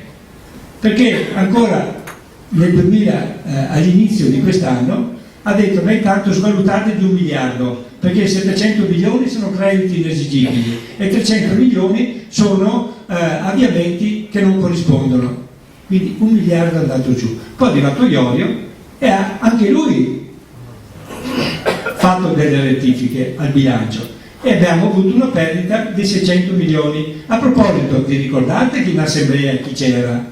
Sia il nostro Sonato che l'amatissimo Zonin hanno detto guardate che nel primo trimestre, nella trimestrale, dovremmo avere 50 milioni di attivo. Nella semestrale abbiamo avuto 60 milioni di attivo, ma negli allegati della semestrale leggete anche che sono previsti ulteriori rettifiche e svalutazioni. Quindi tutte cose che dimostrano il falso in bilancio, dimostrano che prima avevano nascosto degli elementi, avevano messo elementi falsi come gli avviamenti per fare in modo di andare a fare un bilancio buono e a far credere alla gente che le azioni andavano, che la banca andava bene, che le azioni valevano quello che loro dicevano. Quindi arriviamo anche a quelli. Devo fare in fretta perché sennò non faccio tempo. Quindi sono le false comunicazioni sociali. Con questi elementi la banca, questi elementi che possiamo definire artifizi, la banca ha raggirato chi ha comprato le azioni facendo credere che valevano 62,50 e non molto meno. Quindi con questi artifizi e raggiri che ho detto prima sono costituiti dei fatti che costituiscono gli altri due reati, hanno commesso il reato di truffa perché hanno procurato un illecito vantaggio alla banca che si è vista comprare le azioni a 62,50 e con danno di chi ha comprato le azioni. Questa è la truffa aggravata, pluriaggravata. Cosa si può fare? Allora, premesso che queste sono le prove che provengono dalla stessa banca e dalla Banca d'Italia del 2001, apro e chiudo la parentesi, per questo è stata denunciata, ma nel 2001, diversamente da quanto ha detto nel comunicato di 3 giorni fa la Banca d'Italia, ha detto una grossa bugia, perché non ha mai sanzionato la Banca Popolare di Vicenza per la falsa per l'esagerato valore delle azioni. Ha sanzionato gli amministratori per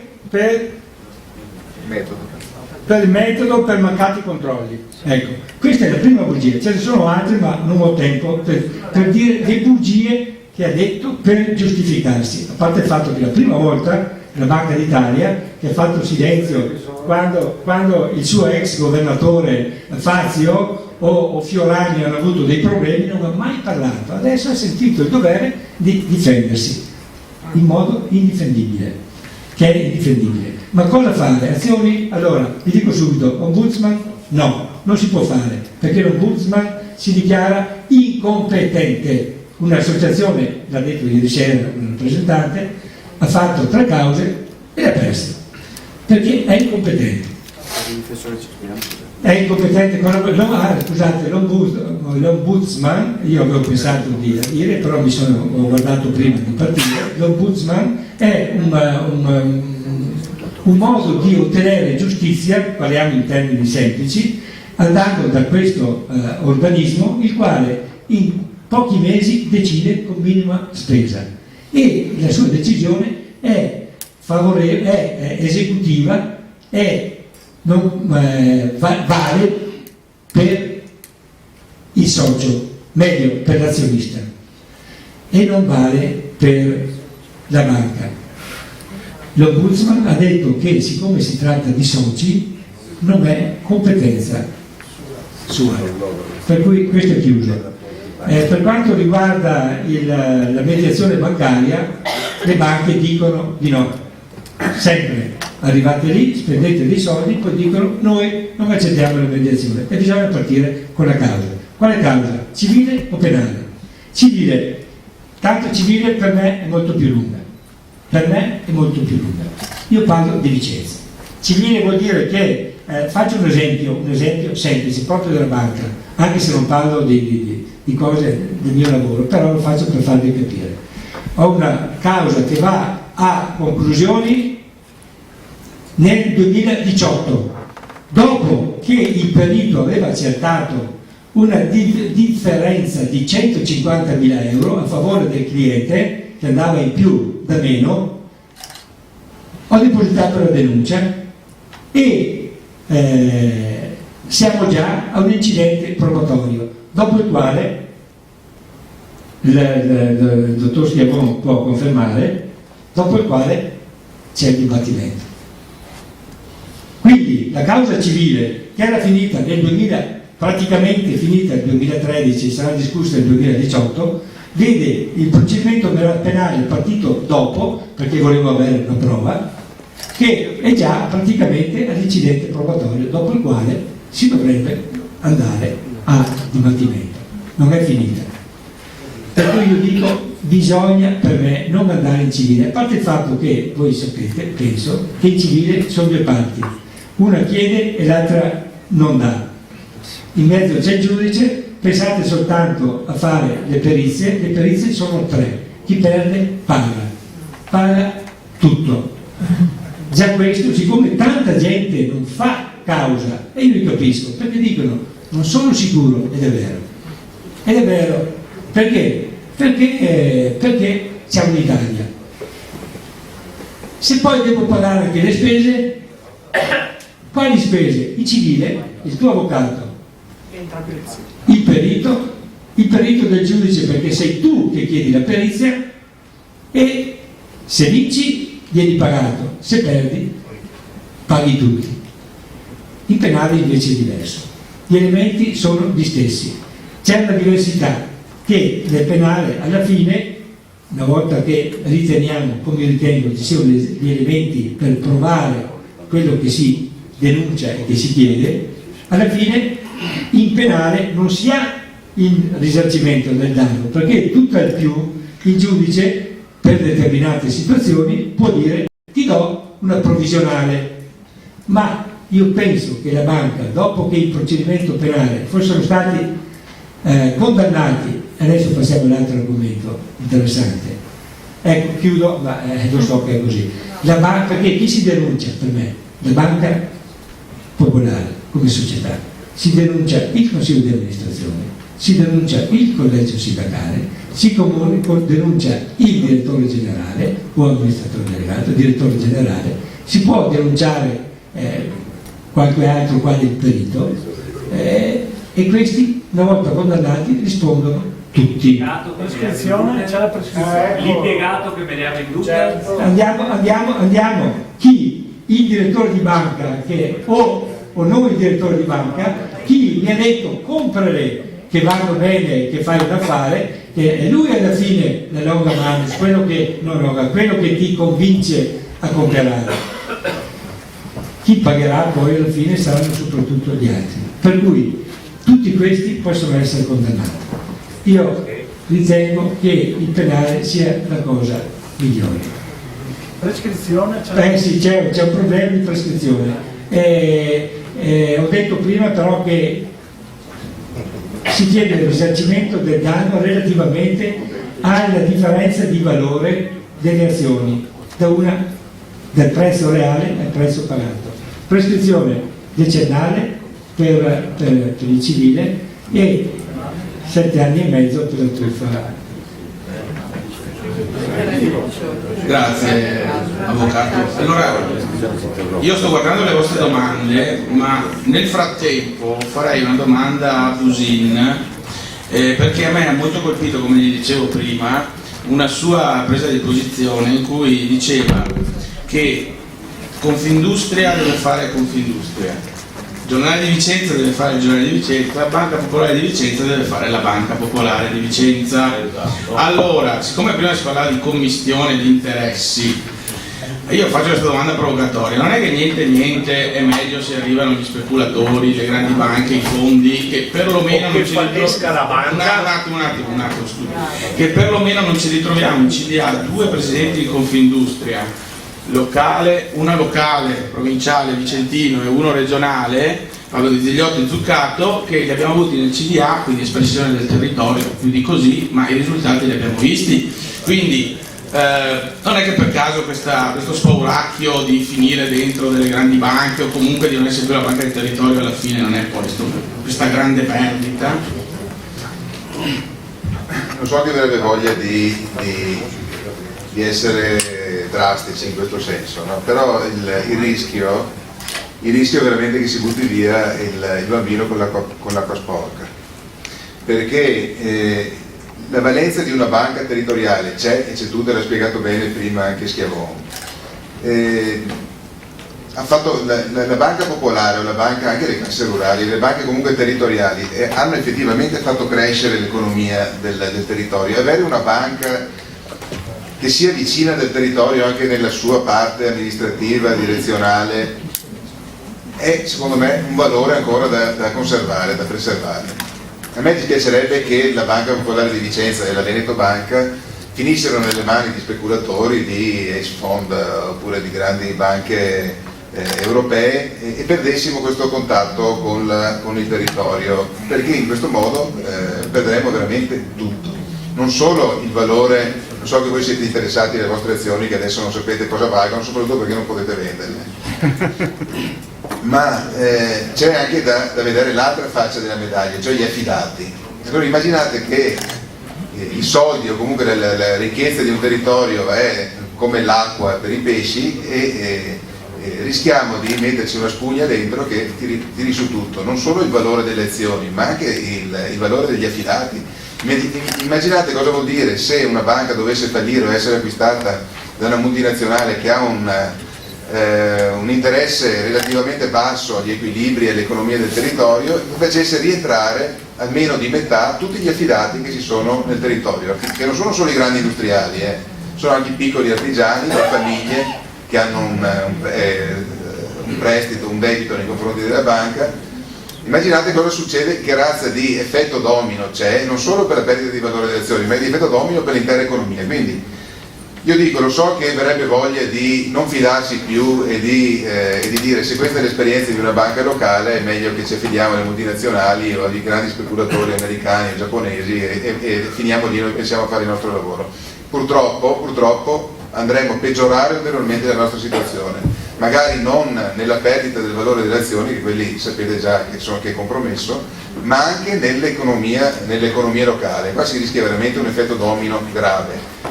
In questo senso, non è che voglio prendere difese di Zaia, però lui fa un auspicio in questo senso, cioè di dire manteniamo almeno le banche nel nostro territorio, cioè salviamo il salvabile, ecco, in qualche modo. Non voglio difendere nessuno, ma questo è proprio il mio augurio spassionato. Io anche spero che l'azione di risanamento della banca abbia successo sinceramente, perché c'è in gioco una grossa fetta non solo dei risparmiatori ma anche della nostra economia. E poi per quanto riguarda gli illeciti commessi, finché parlava l'avvocato, mi sono riletto, ci sono delle denunce ben chiare anche da parte di Banca Italia, ce le elenca qui, nelle ispezioni un po' con un certo ritardo, però ha rilevato per esempio che la Banca Popolare di Vicenza acquistava azioni proprie senza avvertire la vigilanza. Voi sapete che acquisto di azioni proprie determina un depauperamento del capitale, quindi va segnalato ovviamente all'organo di vigilanza. Questo non è stato fatto, primo illecito, falso, non so come chiamarlo. Secondo, la banca non doveva conteggiare nel patrimonio di vigilanza le azioni acquistate a fronte di prestiti erogati, cioè se io faccio acquistare azioni a fronte di un prestito fatto a un mio cliente, queste azioni ovviamente hanno un valore minore, perché se il debitore non mi restituisce quanto gli ho dato, non mi restituisce neanche il valore delle azioni. Dovevano essere detratte dal capitale di vigilanza per una questione di prudenza, non è stato fatto ed è il secondo illecito, lo scrive la Banca d'Italia, quindi non è che diciamo niente di... E il terzo, questi aumenti di capitali a prestito, cioè di fronte a un prestito erogato, dovevano essere autorizzati dall'assemblea straordinaria, cosa che non è stata fatta, e sono 3. Più di così, guardate, è veramente più si scava, la Mitchell ha acceso il governo con quel famoso decreto sulle banche popolari e da allora abbiamo scoperto il vaso di Pandora, perché da allora è stata una discesa negli inferi che ha riguardato azionisti in primo luogo, dipendenti, e vorrei dire anche la generalità degli operatori economici della provincia di Vicenza, di Treviso e Veneti in generale. Grazie, onorevole Così. No. Però. Come? E l'ha fatto in tempi sospetti, queste cose, la Banca d'Italia. Ah sì, no, l'ha fatto praticamente, come si dice, ha chiuso le porte quando le banche sono scappate, diciamo.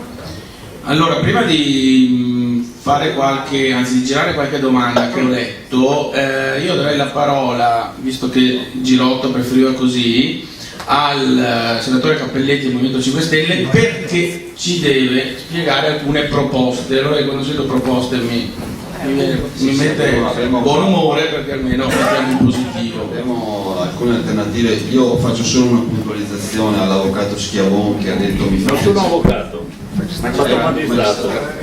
Scusi magari. Il magistrato Schiavon che ha detto mi fa piacere che l'onorevole Busin abbia presentato l'interrogazione, ovviamente fa piacere anche a noi che l'abbia presentata, ma noi che siamo gli ultimissimi arrivati in politica abbiamo presentato più interrogazioni prima dell'onorevole Busin. Scusi, ma non lo sapevo, l'avessi saputo l'avrei detto. Beh, sono pubbliche, come quella dell'onorevole Busin. Non è una competizione. No, ma per chiarire, abbiamo presentato più esposti, abbiamo fatto più conferenze stampa, ormai il signore giornalista qui mi ha fatto più foto lui che non mia morosa.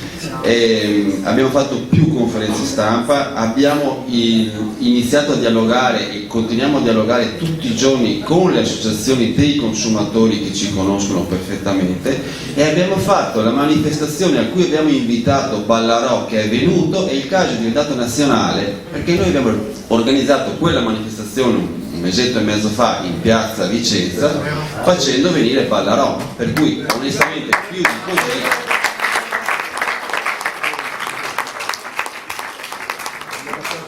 Grazie direttore. E aggiungo, ultimo ma non ultimo, abbiamo presentato un esposto alla Procura della Repubblica, anzi 2 esposti alla Procura della Repubblica molti mesi prima che partissero le sirene della Guardia di Finanza per andare nella sede centrale della Banca Popolare di Vicenza, e questo secondo me è una cosa importante perché probabilmente è stata l'ultima spallata che in qualche maniera ha dato anche rafforzato i non pochi esposti che erano stati depositati in precedenza. Da forza dell'opposizione io credo che è difficile trovare altre strade da percorrere, oltre a quelle di utilizzare gli strumenti che abbiamo a disposizione, cioè l'altro sindacato dispositivo da una parte, sensibilizzare l'opinione pubblica. Abbiamo fatto manifestazioni in 6 città contemporaneamente in Italia, dove ci sono le sedi della Banca Popolare, sapete che sono in Friuli, che sono in Toscana, in Sicilia perfino avevamo, e i risultati, insomma, in qualche maniera un po' la forza mediatica di aver creato comunque un minimo di tensione, un po' il numero degli esposti che si sono accumulati in procura, alla fine finalmente le sirene della Guardia di Finanza sono partite, e di questo credo che ci vada dato merito. Perché in tutto questo periodo, in questo lungo periodo, è vero, è esattamente vero quello che dice il dottor Schiavone. La politica era silente di un silenzio veramente fragoroso, che è quel silenzio di chi probabilmente è vittima dell'imbarazzo di essersi seduto sempre a fianco del management del Veneto Banca, della Banca Popolare di Vicenza per anni, sempre in prima fila di tutte le assemblee degli azionisti, sempre in prima fila, a tessere le lodi, oppure addirittura di aver ricevuto i finanziamenti elettorali della campagna elettorale. E attenzione, quello che vi dico lo dico perché l'ho letto sul giornale e perché è stato ammesso. Spiega molte cose. Non c'è solo un decreto vergogna sulle banche popolari. Abbiamo un governo e una maggioranza che è veramente, che sottostà ai poteri della finanza, e non è, vi faccio 3 esempi così ci capiamo. Decreto IMU Banca Italia. Proposte, non IMU propaganda, proposte. Il direttore l'ha detto proposte. Arrivo alle Perché proposte. parla dell'IMU? Non siamo qui per l'IMU. Attenzione, IMU Banca Italia, 7 miliardi e mezzo sottratti dalle tasche dei contribuenti e dei cittadini italiani e messi nelle tasche delle banche che sono nella governance di Banca Italia. Hai capito? Riforma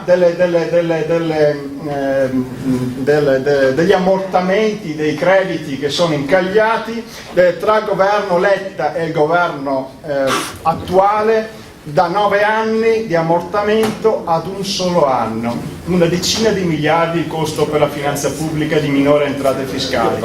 Ultimo ma non ultimo, visto che siamo qui a Vicenza, la proroga della concessione della Padova-Brescia, autostrada che è una gallina dalle uova d'oro, che permette alla società concessionaria di intascare 1 miliardo e 200 milioni dalla vendita che ha messo in opera il giorno successivo dall'impegno della proroga decennale agli spagnoli, con il solo merito di aver ottenuto una proroga dal governo. Perché vi dico questo? Perché la maggioranza relativa della società che controlla la società autostrade Padova-Brescia, guarda caso, si chiama Intesa San Paolo, e sono 1 miliardo e 200 milioni di euro che, se la gara fosse stata pubblica e tenuta dallo Stato, sarebbero stati incassati dall'erario, anziché incassati almeno per il 65% da soggetti privati.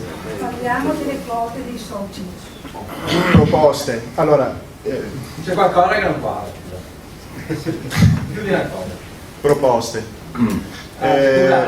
Sì, non parliamo però del pubblico così, perché sennò diventa un'assemblea 68. Io, proprio ad un'intervista su Vox, a me e a Ciambetti mi sono permesso di avanzare delle proposte anche per capire se quello che viene sostenuto da altri politici, ad esempio Zaia, che spinge per la quotazione di questi 2 istituti, di queste 2 banche popolari, secondo me spinge nella direzione sbagliata, perché spinge verso il dirupo, perché se arriviamo a breve, esattamente, sposo parola per parola, non mi ripeto quello che ha detto il dottor Schiavò, ma se arriviamo in tempi brevissimi, quando ancora le banche non si sono ristabilite, tra l'altro ci sono anche delle indagini in corso, è chiaro che ci sarà la speculazione che si scatenerà nei confronti delle quotazioni del titolo, che diventerà facile preda degli speculatori, quindi la finanza ne farà un sol boccone, e quindi col cavolo che rimane sul territorio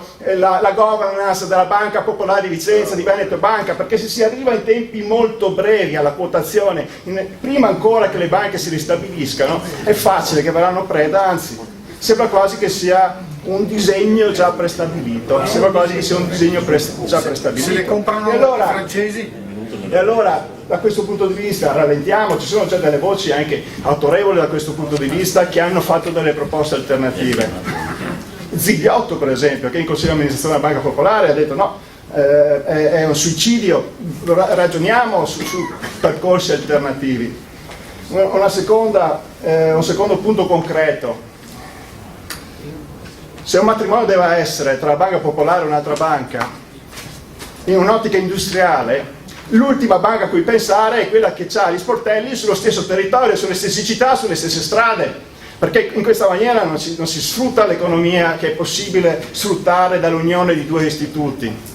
Quindi lei dice no, Veneto Banca Popolare di Vicenza assieme perché ci sono troppe sovrapposizioni? Perché significa chiusura degli sportelli e significa licenziamento del personale, e in un'ottica di fare acquistare valore all'istituto mi sembra veramente la soluzione più deleteria. Ci sono tantissime altre banche, quantomeno valutare anche ipotesi alternative. E poi ultima, ma veramente ultima, scusatemi se se ho abusato, ma non possiamo pretendere che a dare una soluzione a questo problema siano le stesse persone che lo hanno causato. Per cui il signor Tonina deve tornarsene, deve lasciare questo incarico. È felice di farlo. Scusate, non l'ha ancora fatto, ha fatto uscire la notizia che non ha smentito, quindi nel giro di qualche settimana si dimetterà, nel senso che non ha smentito questa notizia di stampa. Al suo posto molto probabilmente andrà il vicepresidente nazionale di Confindustria Dolcetta, okay? Ma il CDA resta lì, il collegio sindacale resta lì, almeno fino all'assemblea dei soci di febbraio. Ecco, se il senatore Cappelletti ha finito, perché volevo dare un minuto di replica. Telegraficamente un'altra ipotesi che potrebbe aggirare la riforma prevista dal decreto sulle popolari, che sappiamo si estende agli istituti che hanno oltre 8 miliardi di patrimonializzazione, è quella di dividere la banca, scendere sotto questo limite di patrimonializzazione, ridarle quella dimensione che ha sempre avuto, ovviare al limite della trasformazione in società per azione, e quindi mantenere probabilmente la cosa più preziosa che sia la Banca Popolare di Vicenza, ossia il meccanismo del voto capitario, e evitare ovviamente la quotazione, che in questo momento credo veramente che non sia nell'interesse dei piccoli azionisti della banca. Grazie senatore Cappelletti. Un minuto. Io voglio chiarire all'onorevole Cappelletti, io non faccio una questione di chi ha fatto più interpellanze, me ne guardo bene ovviamente, forse sono disinformato, però io voglio dire, noi soci della Veneto Banca abbiamo fatto un ricorso al TAR zeppo di osservazioni di incostituzionalità grossa come una casa. Io dalla politica non ho visto neanche una, e sono tantissime. Scusi, vorrei chiarire loro, voi sapete cosa la disciplina del recesso? Allora ve la dico in 30 secondi, e non ho mai visto un'osservazione politica su una roba che è scandalosa. Sì, ci sono molte domande su questo. Ecco, no, scusate, allora ve lo dico, la legge, il codice civile prevede che in caso di trasformazione di una società in un'altra natura giuridica, ecco, senza la volontà di stare attenti, per quello che dice che siamo contrari, ecco, non è a caso, ecco. Quindi che una deliberazione fatta senza l'assenso del socio, che questo che hanno paura loro, dà al socio il diritto di recedere. Questo lo dice il codice civile che vale per tutti, ma siccome il governo ha previsto questo, uno dice io me ne vado via, e però via il recesso vuol dire che mi rimborsano quello che io, il mio credito, cioè la mia partecipazione sociale. Allora cosa ha fatto il governo? Ha delegato alla Banca d'Italia, è una roba, scusi, un po' incostituzionale, perché si limita un diritto riconosciuto dalla norma primaria con una norma secondaria, cioè un regolamento di Banca d'Italia, cioè 15 marzo 2015, questo regolamento, e dice che la Banca d'Italia può, senza limiti di tempo e con solo riguardo alla sicurezza della banca, sospendere non il diritto di recesso, limitare senza limiti, non il diritto di recesso ma il rimborso, quindi uno resta vita naturale fino a quando Banca d'Italia non riterrà di dargli il via. Questa cosa è una cosa immonda dal punto di vista costituzionale, è una cosa grave. Noi l'abbiamo fatto, l'abbiamo scritto, l'abbiamo denunciato anche sul nostro sito, ma a me dispiace, ma io francamente non ho visto neanche un commento di questo senso da parte della politica. Chiedo scusa, ma comunque allora io sono contento che voi solleviate queste cose. Vogliamo, anzi, scusi, faccio una proposta, darvi una mano. Io vi ho dato l'indicazione, il nostro sito, noi sta roba le abbiamo scritte tantissime.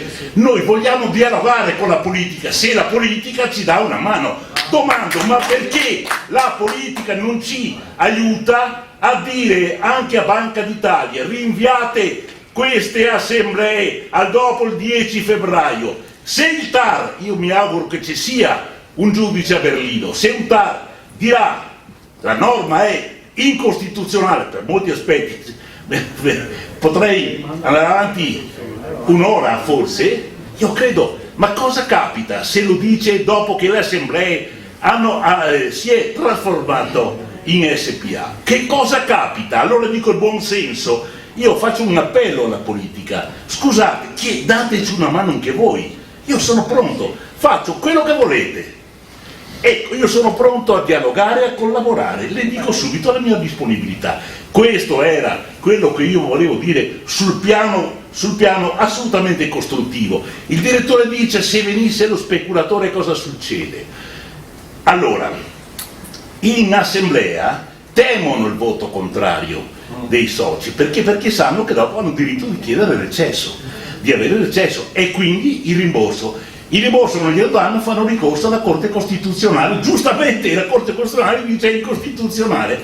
Questo è quello che temono, e per questo che loro, vedrete, precederanno i dipendenti azionisti, vedrete se non è così. Allora io chiamo la politica, scusa, ho finito direttore, dateci una mano, io non chiediamo altro. Grazie. Grazie.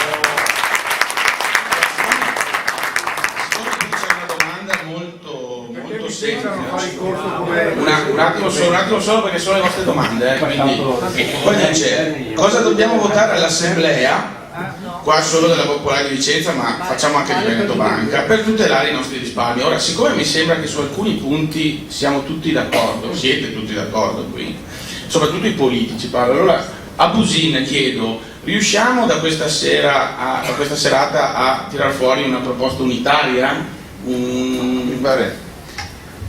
Mi pare di sì, perché su quali punti? Siamo tutti d'accordo sul fatto, non è che siamo, almeno da quello che ho capito anche degli interventi di Cappelletti, non è che siamo contrari alla trasformazione in SPA o alla quotazione in borsa, siamo contrari alla tempistica. Esatto. È risultato chiaro che la quotazione in borsa in un momento di così grave incertezza, di così grave trasformazione, perché qua in pochi mesi abbiamo trasformato un istituto che ha appunto 130 anni di vita, prima in un SPA, poi in una quotata in borsa, e passando come un rullo sopra gli interessi degli azionisti. E quindi sicuramente sulla tempistica creare un gruppo, un corpo di azionisti che abbia un certo peso, che compattamente si opponga a questa trasformazione, prima in SPA, poi la quotazione. Si era parlato giustamente anche dell'aumento di capitale, se si può ridurre al minimo meglio, cioè se non serve proprio 1,5 miliardi, per esempio nel macropolare di Vicenza, abbassarlo ad 1 miliardo, sarebbe già, è sempre un modo per non diluire il valore delle azioni dei soci che c'erano prima. E quindi almeno su questo credo che siamo tutti d'accordo, cioè opporsi al fatto che ci sia in questo momento di grande incertezza, di grande trasformazione, due interventi straordinari che stravolgono la vita della banca e quindi compromettono o comunque provocano un grave rischio per il valore delle azioni in mano agli azionisti. Questo penso che sia risultato almeno la sintesi delle varie posizioni che abbiamo espresso in modo magari diverso, ma la sostanza. E un'altra domanda sempre a lei così, al suo compagno di partito Zaia, chiediamo di istituire un fondo sociale per i soci o no?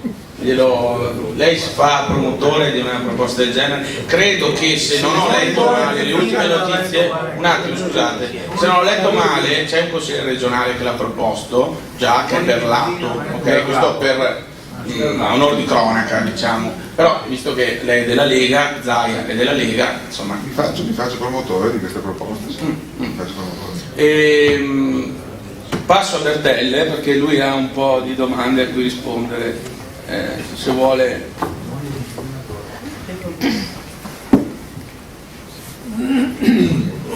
Si può chiedere la nullità del contratto per carenza informativa e conflitto di interesse?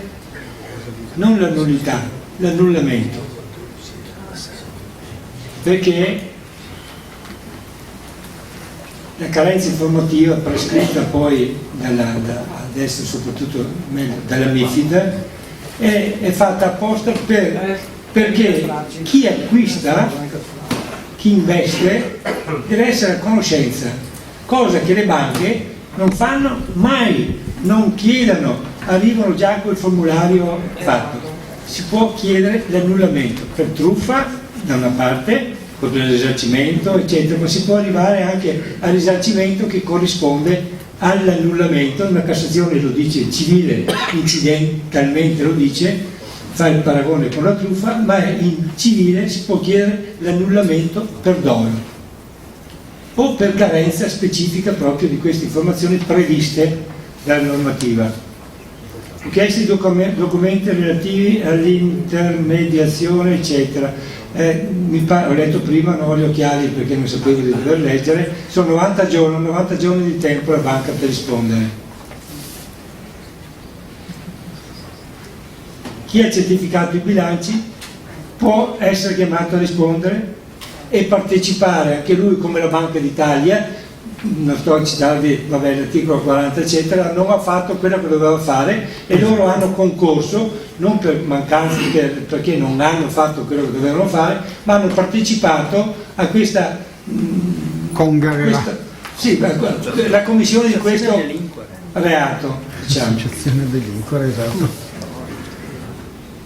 Solo un'unione di intenti, questa non è una mia domanda, ma sono d'accordo, solo tutti assieme si può fare qualcosa. Sì. No, su questo magari alla fine ci torno io su questo. No, perché è molto importante. Sua questa.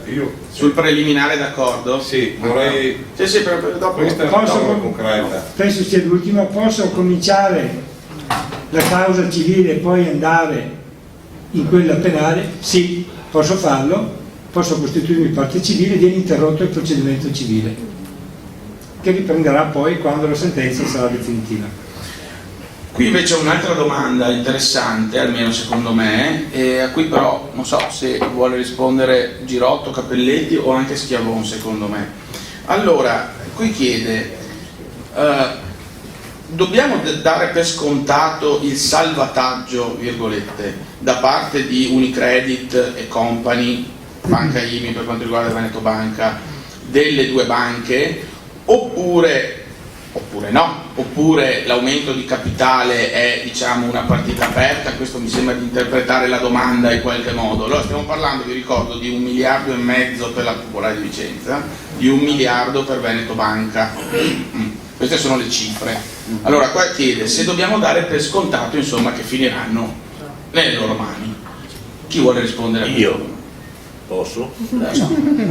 Chiedo scusa, Deciso. No, ma io ho premuto il pulsante per la prevaricazione. Allora, se uno vuole la risposta, non so, la vuole lunga o breve? Breve, sì, la diamo per scontato. Vuole lunga? Spiego perché. Perché adesso con questa tempistica, e sto dicendo questo, il nostro interesse è quello di non aggredire la banca, se la si aggredisce ci sgretola e perdiamo tutto. Ecco, tanto bisogna quindi stare attenti, modulare, e il territorio perde la banca. Qui è previsto che il territorio, e quindi la crescita, perda le banche popolari, e vi dico come si fa. Quindi i soci devono partecipare all'aumento di capitale? Non ho detto questo, non mi faccia attenzione perché è delicato. Allora, c'è stata una mala gestio gravissima.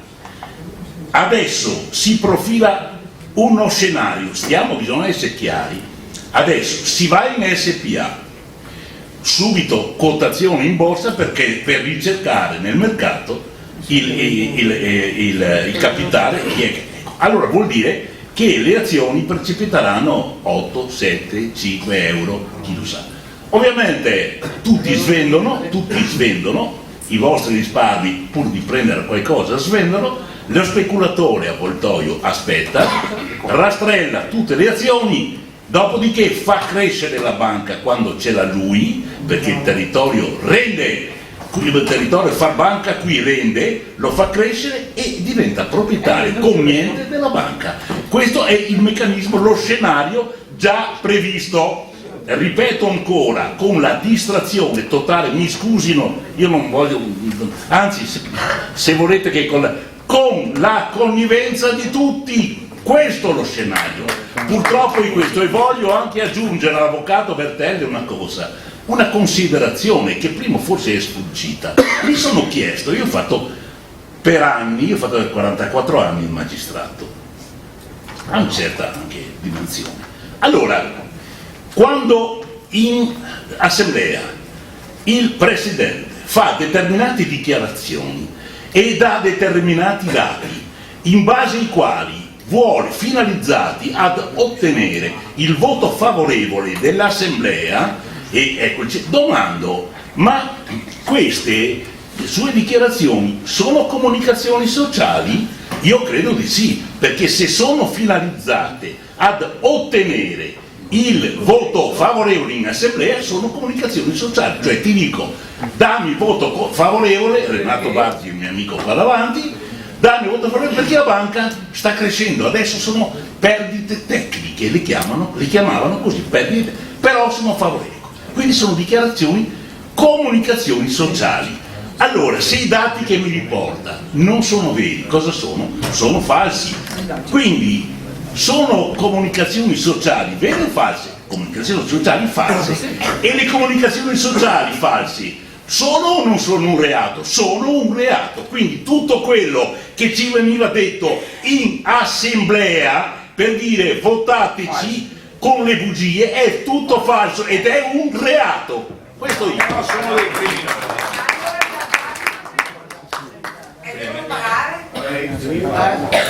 Scusate, il dottor Schiavone, non l'ho detto prima, allora le denunce sono fatte per aggiotaggio, false comunicazioni sociali, truffe. Però nessuno ha pensato alle comunicazioni, alle dichiarazioni che vengono fatte in assemblea per ottenere il voto.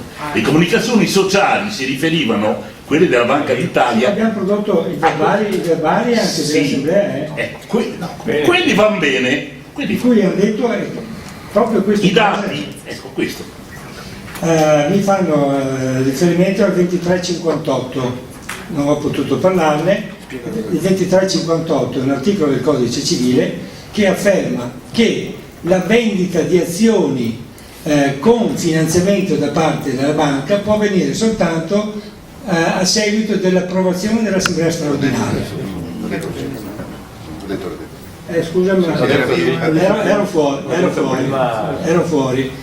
Cosa vuol dire questo? Che è un contratto, se la banca lo fa come l'ha fatto, senza l'approvazione in assemblea straordinaria, è un atto in frode alla legge, per cui è nullo. Nullo vuol dire che non si è verificato il trasferimento delle azioni, per cui la banca è proprietaria delle azioni e io non devo pagare il finanziamento che mi hanno dato. Chiaro? Sì, ci sono molte domande, vedo qui che si accavallano sul tema della truffa, di cosa si può fare sul piano legale. Io credo che l'avvocato vi abbia dato una bella panoramica. Scusi, direttore, posso integrare la risposta dell'avvocato? Sì, un attimo solo, ma siccome qui insomma vedo che l'attenzione è sulle responsabilità e sui responsabili, qui c'è una domanda: chi ha autorizzato l'ultimo aumento di capitale in tempi già sospetti? Ecco, questa è... Allora, siccome stiamo parlando di responsabilità e responsabili, ecco, integri però, puntualizziamo. No, io vorrei integrare dicendo, allora, il codice civile pone il divieto alla banca di acquistare azioni proprie, ci sono determinati limiti, ecco. Allora, se quindi la banca in questo caso, parlo di Vicenza, ma l'hanno fatto anche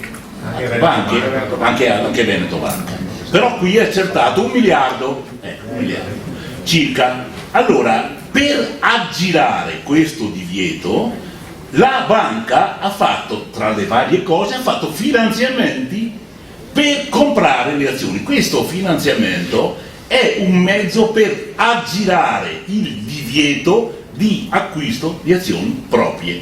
Quindi questo è un vero e proprio imbroglio, una vera e propria truffa, ed è, a mio modo di vedere, come ha detto l'avvocato Bertelli, è un negozio indiretto, quindi assolutamente è un negozio nullo.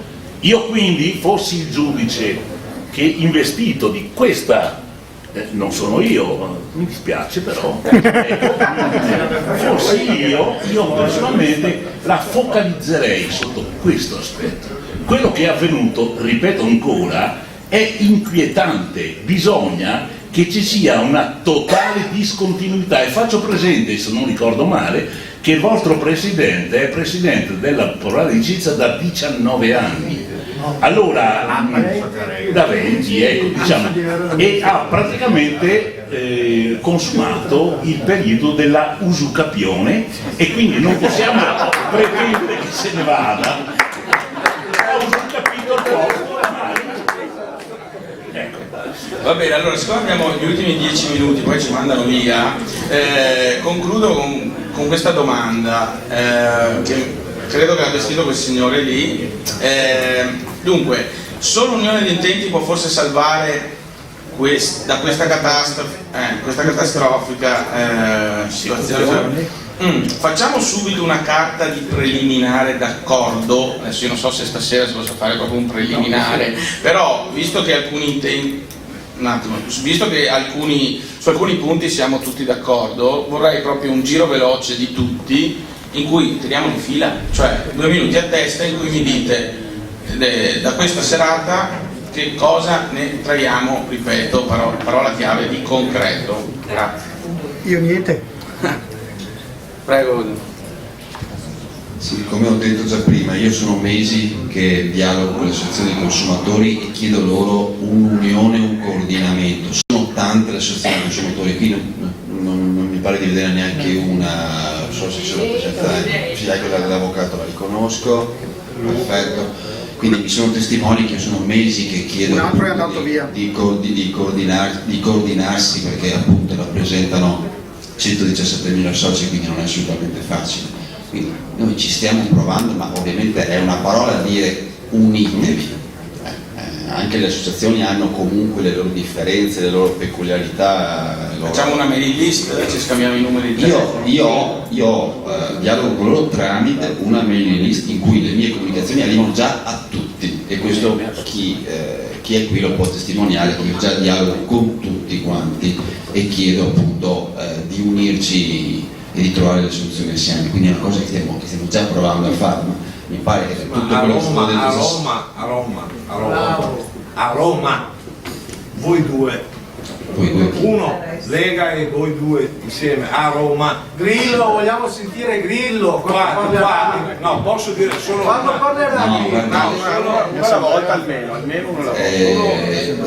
Siamo seri, Grillo non ha nessun ruolo all'interno del Parlamento, quindi Grillo potrà dire la sua opinione, ma non ha nessun ruolo all'interno del Parlamento. Grillo stasera non c'è qui, quindi passo la parola invece all'avvocato Bertelle che c'è. Allora, mi pare al senatore Cappelletti, in conferenza stampa a Vicenza, ci siamo alzati e ho detto sentiamoci, dobbiamo, perché i soci hanno bisogno di voi, anche perché con loro tante cose possono emergere, o perché fanno gli interventi in Parlamento, o perché hanno più capacità di noi, se soprattutto soli.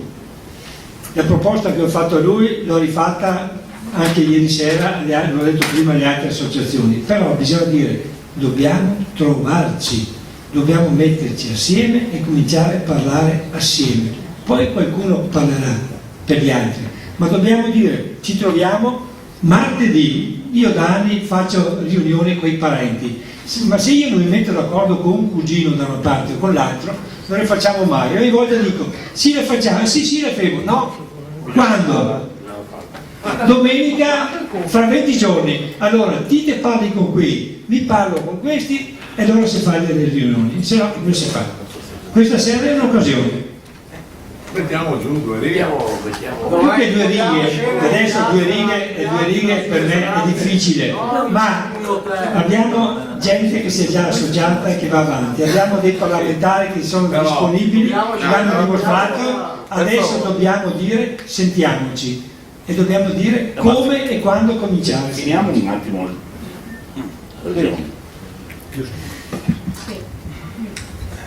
Io l'ho già detto prima, no? Concretamente dobbiamo fare massa e con una voce unica dire che siamo contrari a queste operazioni straordinarie in questi tempi, perché sono la rovina, cioè in pochi mesi ci troviamo senza niente in mano. Allora, siamo tutti contrari su questo. C'è l'attesa di pronunciamento. Il suo partito è contrario? Il suo partito è contrario? No, è lei contrario, non il suo partito. La Lega è parte del sistema. No, io parlo a titolo personale. No, ho l'autorizzazione di parlare anche a nome del movimento della Lega. Lega no. Addirittura? Sì. Questa è una notizia. È una notizia perché Zaia vuole fare la grande banca veneta e quindi bisogna vedere adesso. No. Vediamo adesso. Dunque, Zaia si è pronunciato per avere all'interno, cioè per mantenere la territorialità e quindi la banca nel Veneto, in questi termini si è pronunciato. Ma non è mai entrato in questi particolari. Questo è il problema che preoccupa. Se uno prende idee così a polvere, serve a niente. Questa sera è venuto fuori un minimo comune denominatore fra le varie posizioni che mi sembra di aver espresso in questi termini. Dopo che questa sia la posizione di Zaia o della Lega, lo verificherò. Comunque sono autorizzato a parlare dell'argomento Banca Popolare di Vicenza, evidentemente, no? Grazie. Allora, mi sembra che su questo siamo tutti d'accordo, si può trovare un intento anche questa sera e andare con un'unica voce in questa direzione. Grazie. Allora, io voglio dire che cosa fare, io vi dico, vi ho già detto all'inizio, noi da mesi, io ho costituito con gli amici una associazione che si chiama Associazione Azionisti Veneto Banca. Andate a visitare il sito è www.aa-venetobanca, AA vuol dire Associazione Azionisti Veneto Banca, vi troverete tutti i nostri iscritti e le nostre proposte. Io vi invito a farlo. Che cosa io chiedo a tutti, anche voi? Iscrivetevi alla nostra associazione, diventiamo tantissimi, facciamo massa, facciamo opinione, perché la mia opinione da sola per quanto io la possa condividere, io la mia opinione, ma se non è condivisa da tanti e ovviamente lo farò. Allora facciamo massa critica tutti insieme, fate attenzione perché la prossima assemblea è l'ultima assemblea che si voterà col voto capitario. Se passa quella non contiamo più niente, è inutile che neanche parliamo, non contiamo niente, e quindi bisogna che noi ci attrezziamo prima della prossima assemblea. Attenzione, perché se votate favorevolmente non potete neanche avere il diritto di recesso, ve l'hanno detto, ve lo dico io stasera. Allora che cosa fare, mi dice il signore qui, e io la mia proposta è questa: essere in tanti, iscrivetevi anche alla nostra associazione, fate quello che volete, ma la nostra associazione questi discorsi li porta avanti da tanto tempo. E poi una proposta vorrei fare, una proposta all'onorevole Busin, che ho avuto il piacere di conoscere questa sera. Vorrei chiedere, sì, no, ma loro un'altra cosa, voglio dire, perché non chiede al governatore Zaia di convincere Veneto Banca a rinviare l'assemblea dopo il 10 febbraio. La sua parola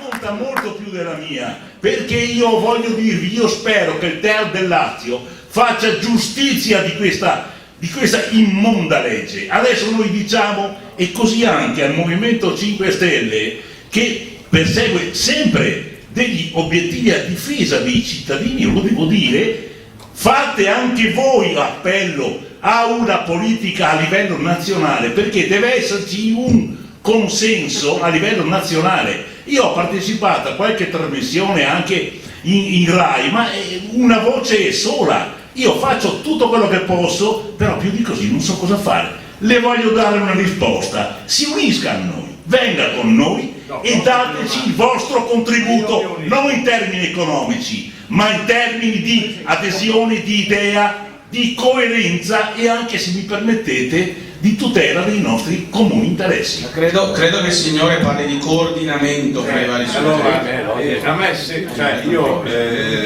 A me piace, allora, intanto c'è stata una linea, no? Che tutti sono concordi che la difficoltà è enorme. Io aggiungo che quello che stiamo vivendo, e dopo vado oltre, questa, la finanza creativa, è la nuova arma di distruzione di massa. Detto questo, visto che siamo tutti concordi, bisogna che noi tutti per primi cominciamo a non guardare il passato e iniziamo ad unirci, ma anche con chi che pensiamo che magari ha qualche difetto, dico sia per i politici che per le associazioni che per gli avvocati, perché mi pare che andare contro le banche non sia molto semplice, perché qua non si va contro le banche, qua si va contro Banca Italia, Si va contro lo Stato. qua si va contro a tutta una serie di truffatori. E allora cosa stiamo a fare? Tanto se fai causa aggiotaggio cosa prende? Meno di uccidere un uccello? Cosa fa? Truffa, cosa fa? Ma cosa stiamo parlando? Qua se non ci sono riunioni, ma riunioni vere, no che uno pensa, l'altro rinfaccia, l'altro. Qua c'è gente che ci ha mangiato i soldi, c'è la disperazione, qua c'è gente che non è, spero qua dentro, a Vicenza è venuto Renzi è un criminale, ok? Perché ha fatto la legge, il governo sono dei criminali e i Confindustria li hanno applauditi sia a Vicenza che a Treviso. Nessuno che gli chiede ma perché se le banche dicono che è colpa vostra e tutti li applaudono. Confindustria, ma ci rendiamo conto che se non c'è un'unione, ma cosa stiamo facendo qua? Stiamo perdendo tempo e basta. Bisogna che anche voi associazione vi unite, perché se no, se uno dice una roba, voi che siete professori vi unite, ci dite facciamo così, facciamo fallire le banche, facciamole fallire, facciamo questo, però voi che avete la sapienza, non ci può essere che un politico, l'altro politico. Andate a Roma, mettetevi d'accordo. Bene, stasera hanno fatto delle proposte, Zaia, vediamo di ritardare, però dovete coordinarlo. Scusi, io ho detto prima che noi, la nostra associazione, credo che insomma. Ma lo so, ma no, mi lasci, no, scusi. Ma perché anche noi abbiamo fatto, io ho fatto a Treviso, però voglio dire, scusatemi, noi abbiamo fatto tante iniziative, tra cui un ricorso al TAR al quale noi crediamo. Se noi vinciamo il ricorso al TAR, lo vincete anche voi, tutti, e l'abbiamo fatto noi. Allora io deciderà il TAR, però io chiedo che per il buon senso si aiuti la nostra associazione che invoca tutte le banche, rinviate le assemblee a dopo il 10 febbraio, perché se noi approviamo la trasformazione in SPA e dopo viene dichiarata incostituzionale, siamo finiti. Noi vogliamo andare in SPA, non è detto che non vogliamo andare, ma vogliamo andarci con le nostre gambe e con i tempi connessi con la nostra decisione, non con la decisione della BCE. Il prossimo anno dovete ricordarvi, entra in vigore il principio del bail-in. Il bail-in vuol dire che paghiamo tutto noi per gestioni delle quali noi non facciamo parte. Allora io non voglio che BCE mi ordini alla mia banca di fare quello che vuole la BCE, perché allora paga la BCE, non può pretendere che paghi io.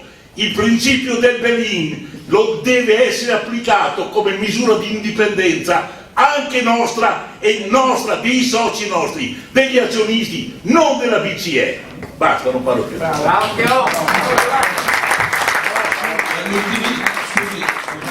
L'ultimissimo intervento all'avvocato Bertelli, poi dobbiamo chiudere, ci mandano via.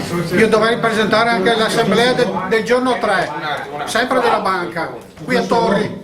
Per curiosità mia personale, e visto che c'è qualche settimana, non avete pensato a un 700? Spieghiamo cosa è successo. Un ricorso d'urgenza vuol dire. Scusate, un ricorso d'urgenza al tribunale per far sospendere. Avvocato, allora siamo al TAR. Noi abbiamo fatto, scusi, siamo al TAR, ho capito la domanda. Dunque, allora noi abbiamo fatto un ricorso, io ho fatto anche alla Regione Lombardia, abbiamo fatto convegni importanti con Sapelli, Comunista Sapelli, Lanuti, Saggesi, insomma abbiamo fatto. Allora, e noi abbiamo fatto un ricorso al TAR del Lazio chiedendo la sospensiva. La sospensiva il TAR aveva, il professor Fausto Capelli, che è il nostro difensore, aveva capito che il TAR non la dava la sospensiva perché, fatto un ragionamento, giustamente non è l'ineluttibilità del termine, perché è 18 mesi dal 15 di marzo, e quindi non c'è l'urgenza, ecco, questo ho detto. Allora il ricorso 700, lei ha ragione, ho capito io cosa voleva dire, ha ragione, ma non ci sarebbe questa. Quello che però io vorrei veramente, chiedo un appello alla politica: dateci una mano per la difesa. La politica può molto adesso, siamo in un momento delicatissimo, in un momento in cui noi da soli non ce la facciamo. Noi ci abbiamo messo la faccia, ci abbiamo messo il cuore, anche i soldi, perché ci siamo noi autotassati per poter pagare quelli che hanno fatto il ricorso al TAR per conto nostro. Se noi lo vinciamo tutti quanti e mandiamo via una legge immonda. Abbiamo un governo. Se lo perdiamo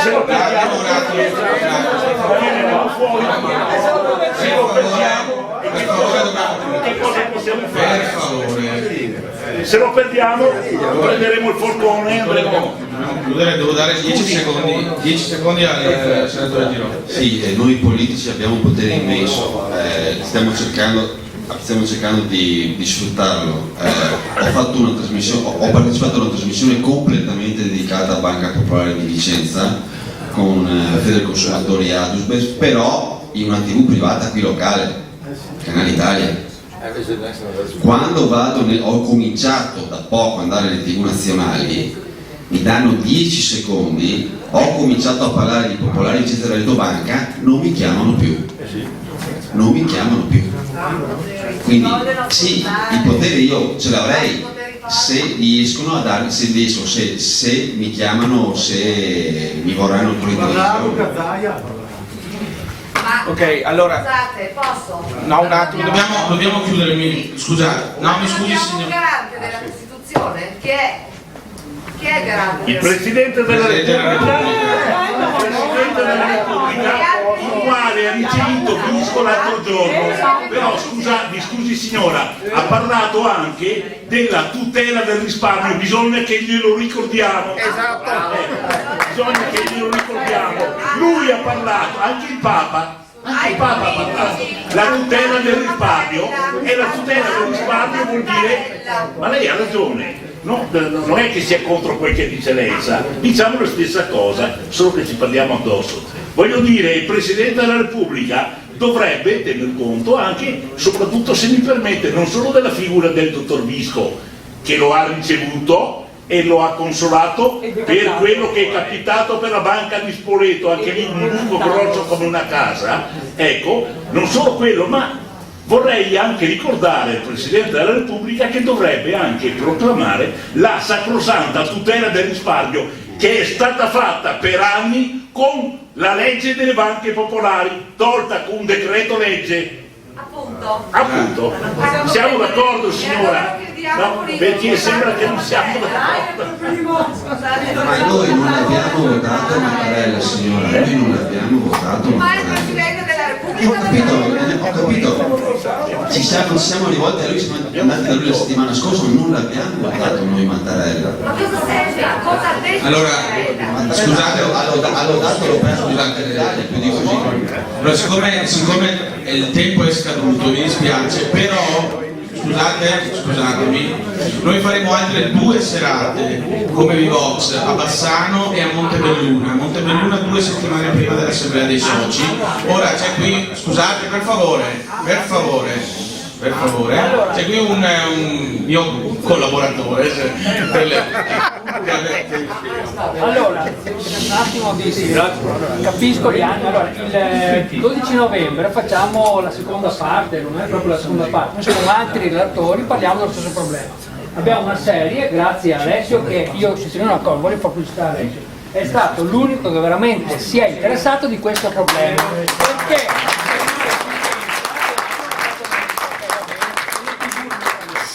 Quindi abbiamo fatto questa serie di conferenze il 12 novembre a Bassano, poi metteremo anche l'evento su Facebook con altri relatori, però comunque sempre interessanti, e quindi tratteremo il problema da un altro punto di vista. 12 novembre a Bassano, 27 novembre a Montebelluna, 27 novembre 12 novembre e 27 a Bassano, dove? All'Hotel Claymore.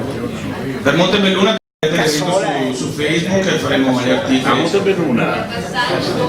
All'Hotel Glamour di Bassano alle ore, adesso magari mettiamo anche qua una, Ecco, il giorno 3, per quelli che non c'erano qua, nella zona di Vicenza Est almeno, facciamo proprio a Torre di Cortesollo, dietro il municipio, un'altra assemblea, quindi fra qualche giorno. Il giorno 3, 5 Stelle. E abbiamo comunque sempre le associazioni di categoria, ne abbiamo 3. Grazie a tutti. Ne abbiamo